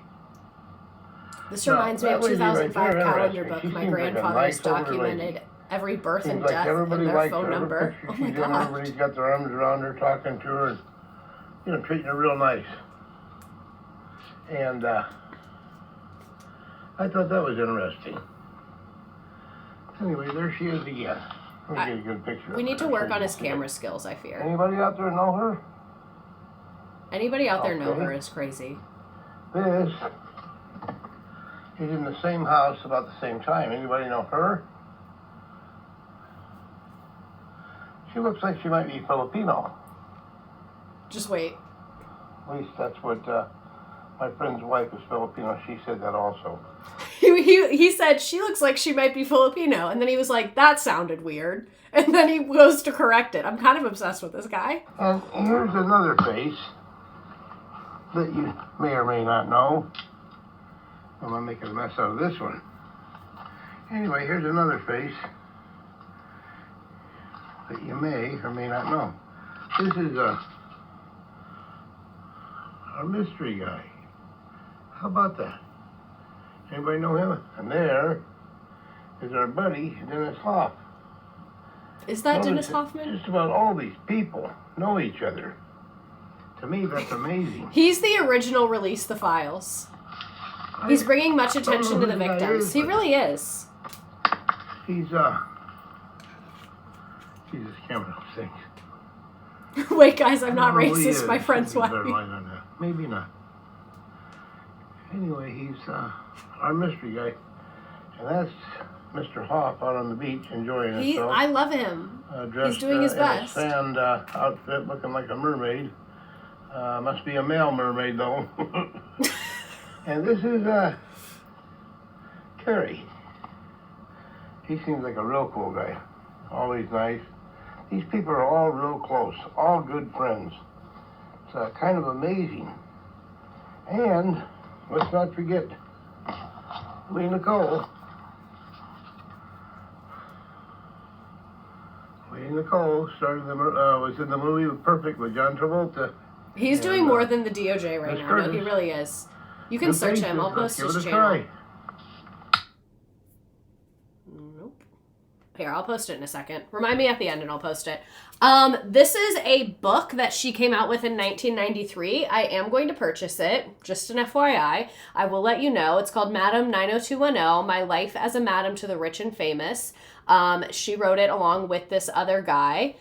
He's brought it up, so I'm patiently requesting a stream on Jimmy Hoffa. We're all doing more than the DOJ note, for real. So, very anticlimactic ending, but shortly after that book came out, Alex Adams died at Cedars-Sinai in Los Angeles at about 60 years old. She had open heart surgery and died after the surgery from complications and the ending of life support. And her son Scott in Los Angeles is still there. I don't know how many kids she had in total. Someone asked, do her kids come back? Her son Scott, that's all we know. That's all we know about her children. Like I said, she's not a very public person. There was not many photos of her out there, not much about her. Really, the only time she is in the media is when she's talking shit about Heidi Fleiss. That's it. So here is her obituary in the New York Times in 1995. We'll skim through it. The flamboyant Madam Alex, who operated a Beverly Hills prostitution ring for 2 decades until she was arrested in 1998 and displaced by her former assistant Heidi Fleiss, died on Saturday. She was 60. Her longtime friend and lawyer said that she had heart surgery and that her life support system was disconnected. After detectives testified, she had provided information on murder suspects, drug dealers, and terrorists. That's why she got the probation. Although Miss Adams had complained that Miss Fleiss stole her client list, she continued to operate her business, most recently from a house abutting the parking lot of the West Hollywood's Sheriff's Office. And she is survived by her son, Scott, of Los Angeles. I wonder if he said keep her to the hospital when they called. I probably would have. And the LA Times article about her death was honestly better. That was the New York Times. This is the LA Times. Adams died are Elizabeth Adams, the bawdy Beverly Hills madams whose lavish and lucrative prostitution network catered to the private world of millionaire businessmen, movie stars, and Saudi Arabian sheiks, has died of heart complications. She was 60. 7 p.m. Was with her son, Scott, and his girlfriend and a handful of close friends.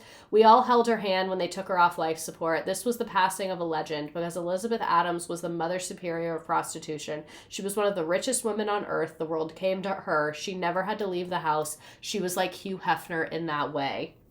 I believe her real name is Elizabeth, yes. For years, the millionaire madam was known to clients as friends as Madam Alex. She kept a little black book where she cataloged the sexual secrets of many of the city's most important men. Using the name Alex Fleming, she ran an international prostitution network, dispatching charming young women to pricey Beverly Hills hotel suites, Europe, and Caribbean cruises. To those who know her, she was a constant, as she was colorful, always ready with a good tidbit of gossip and a gourmet lunch for two. She entertained, even after her conviction of pandering charges, from the comfy depths of her four-poster bed at her home nearby Donny Drive. Donny? I don't know how to say that. Surrounded by knickknacks and meowing cats, which she fed fresh shrimp from blue china plates. In recent years, however, her health began to fail. As a diabetic, she had a nightstand full of medicines. Visitors regaled again and again with her extravagant reminiscence of the years. She referred to my Arabs, the starlets who would have gone nowhere if it was not for her. Gleefully cackling, she would ring for more lamb chops and demand that her aide of the moment, usually an attractive young woman, vouch for the truth of her memoirs. Is this the same book that Heidi refused to turn over since she inherited from Alex? They have a lot of secrets between them. This is the one that, like, she allegedly stole, but she never stole. She said there wasn't a book. I don't know. But her most notable topic in recent years was her relationship with Holly Fleiss and the horror wars. She stole my business, my books, my girls, my guys. Nonetheless, it was Adams who, after 25 years in the vice business, got probation, and Fleiss had to go to 3 years of imprisonment. So the name of the book that would have potentially have all the LAPD guys in there. Yep, conveniently lost in the shuffle. I had a good run, she once said, referring to her enterprise like a dating service. She was known for the 40%. She was an informant with the pillow talk. Her lawyer said, how can I say it, classy. When she first hired me, she thought I was too young to take her case. I was 43. She said, I'm going to give you some gray hairs by the time this is over. And she was right. Okay, my cat Pickle. Did you hear them say the blue shrimp on a china plate? So I'm going to find a second job tomorrow to provide this for him. Even the police officers who pursued her mourned her death. It's like losing a friend, said Fred Clapp, a retired LAPD officer. In all the years we played cat and mouse, she never once tried to corrupt me. What the fuck does that mean? Literally, what the fuck are you talking about, Fred? She didn't have to try. Like, it's getting very weird. Very, very, very, very weird. So this is an anticlimactic end to her story, but low-key fitting for her. She's so nonchalant. So it tracks that she would be the center of all of this drama and then just die in the hospital. I wanted to end with a clip of her, but none of them exist on the internet. So we will end with this quote.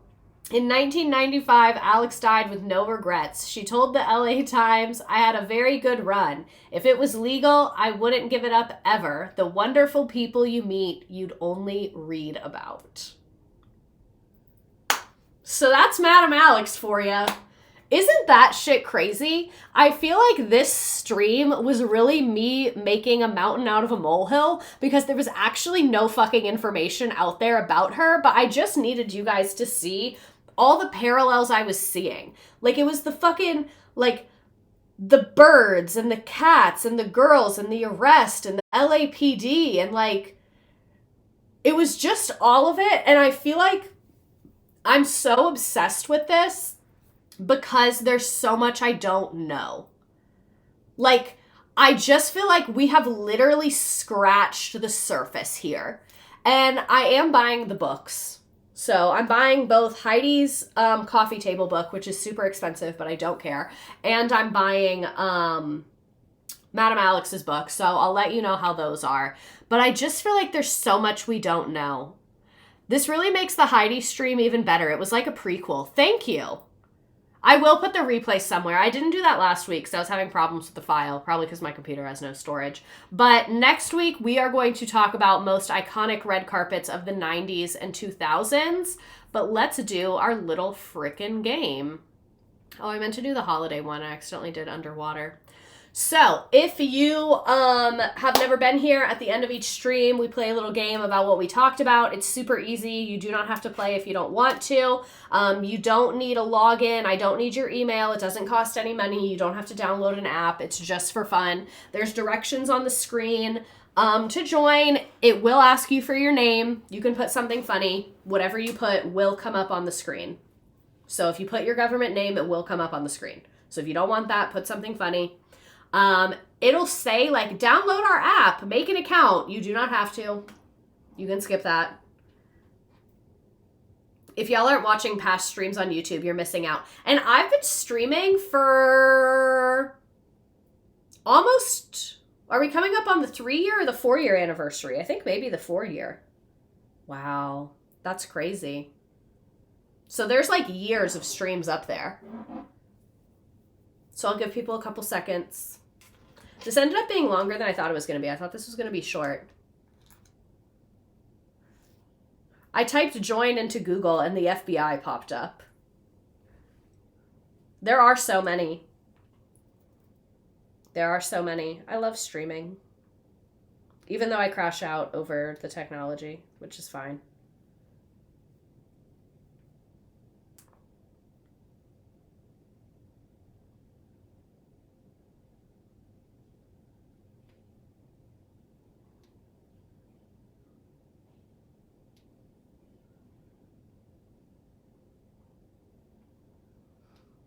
So many penguins. Aw.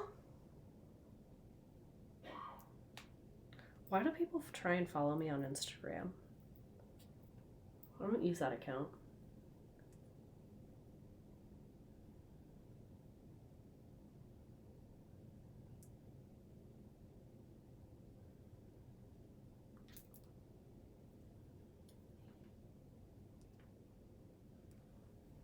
As usual, I chose the octopus to wear the silly underwater helmet by being a marine animal. Oh, the Nearpod people. The Nearpod people. Oh my God, there's already 21 of you there. So fun, so quick. Do you have any goals or aspirations for the new year? Do we have to? Also, this is probably just because I've worked in education for most of my adult life. I don't really think of the year as like January to December. To me, it's like August to July. That's my New Year reset is August, even when I'm not teaching. That's just kind of how it, like the end of summer, I'm like, okay, that's the new year. So no is my short answer. Actually, no, I want to learn to drive stick shift.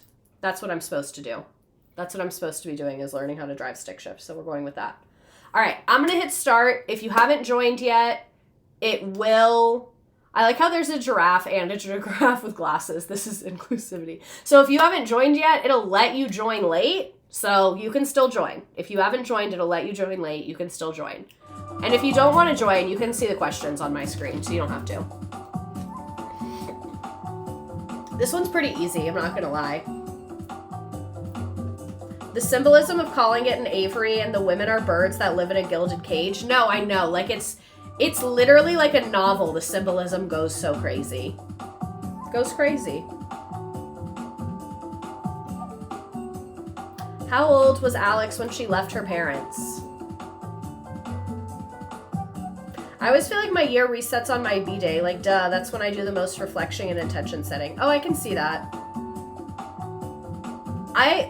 So I'm one of those people that my birthday is in the holiday season. It's the first week of January, and so like I'm not super into the birthday stuff because I feel like it's just a weird time. Like everyone's doing dry January. It's just weird.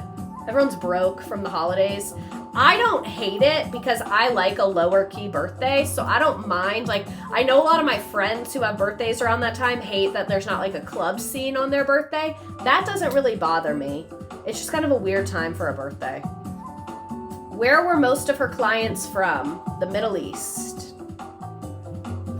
This game is me fighting brain rot. Because brain rot is where you're just consuming and you're not even thinking about what you're watching. This is me combating brain rot, and this is why my stream is inherently educational and not brain rot.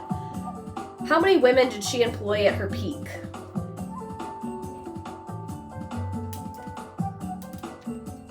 There's a little thing stuck on my keyboard. There we go.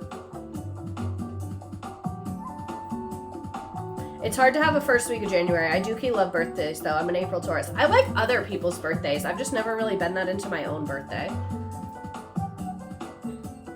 Who did an in-depth story about Madam Alex during her trial?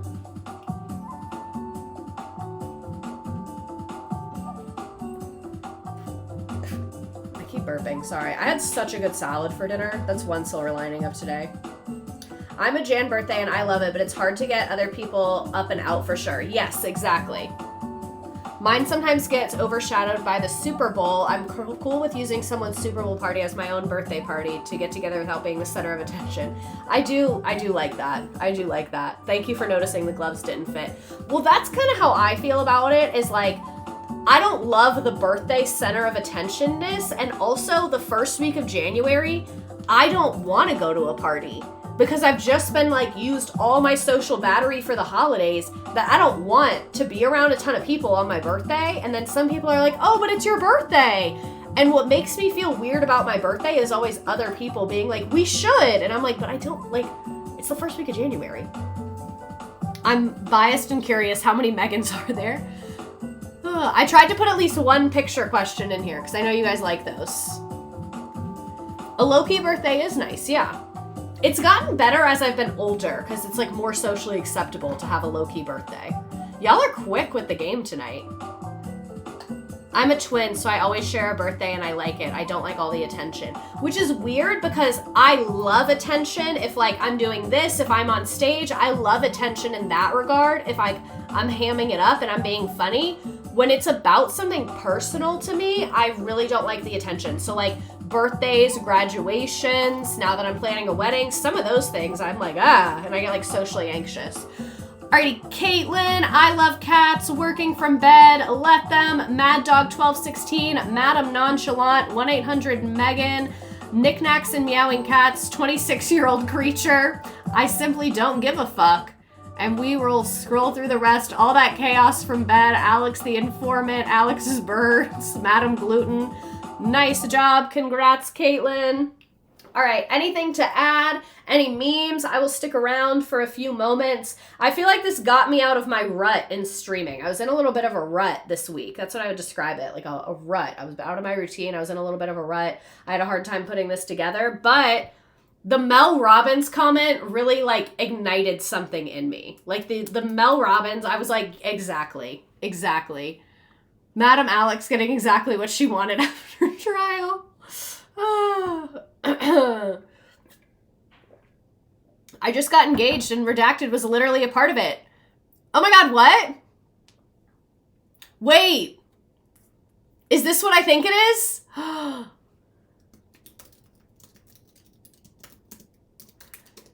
I think this is what I think it is. Such a good tone reset with the Mel Robbins of it all.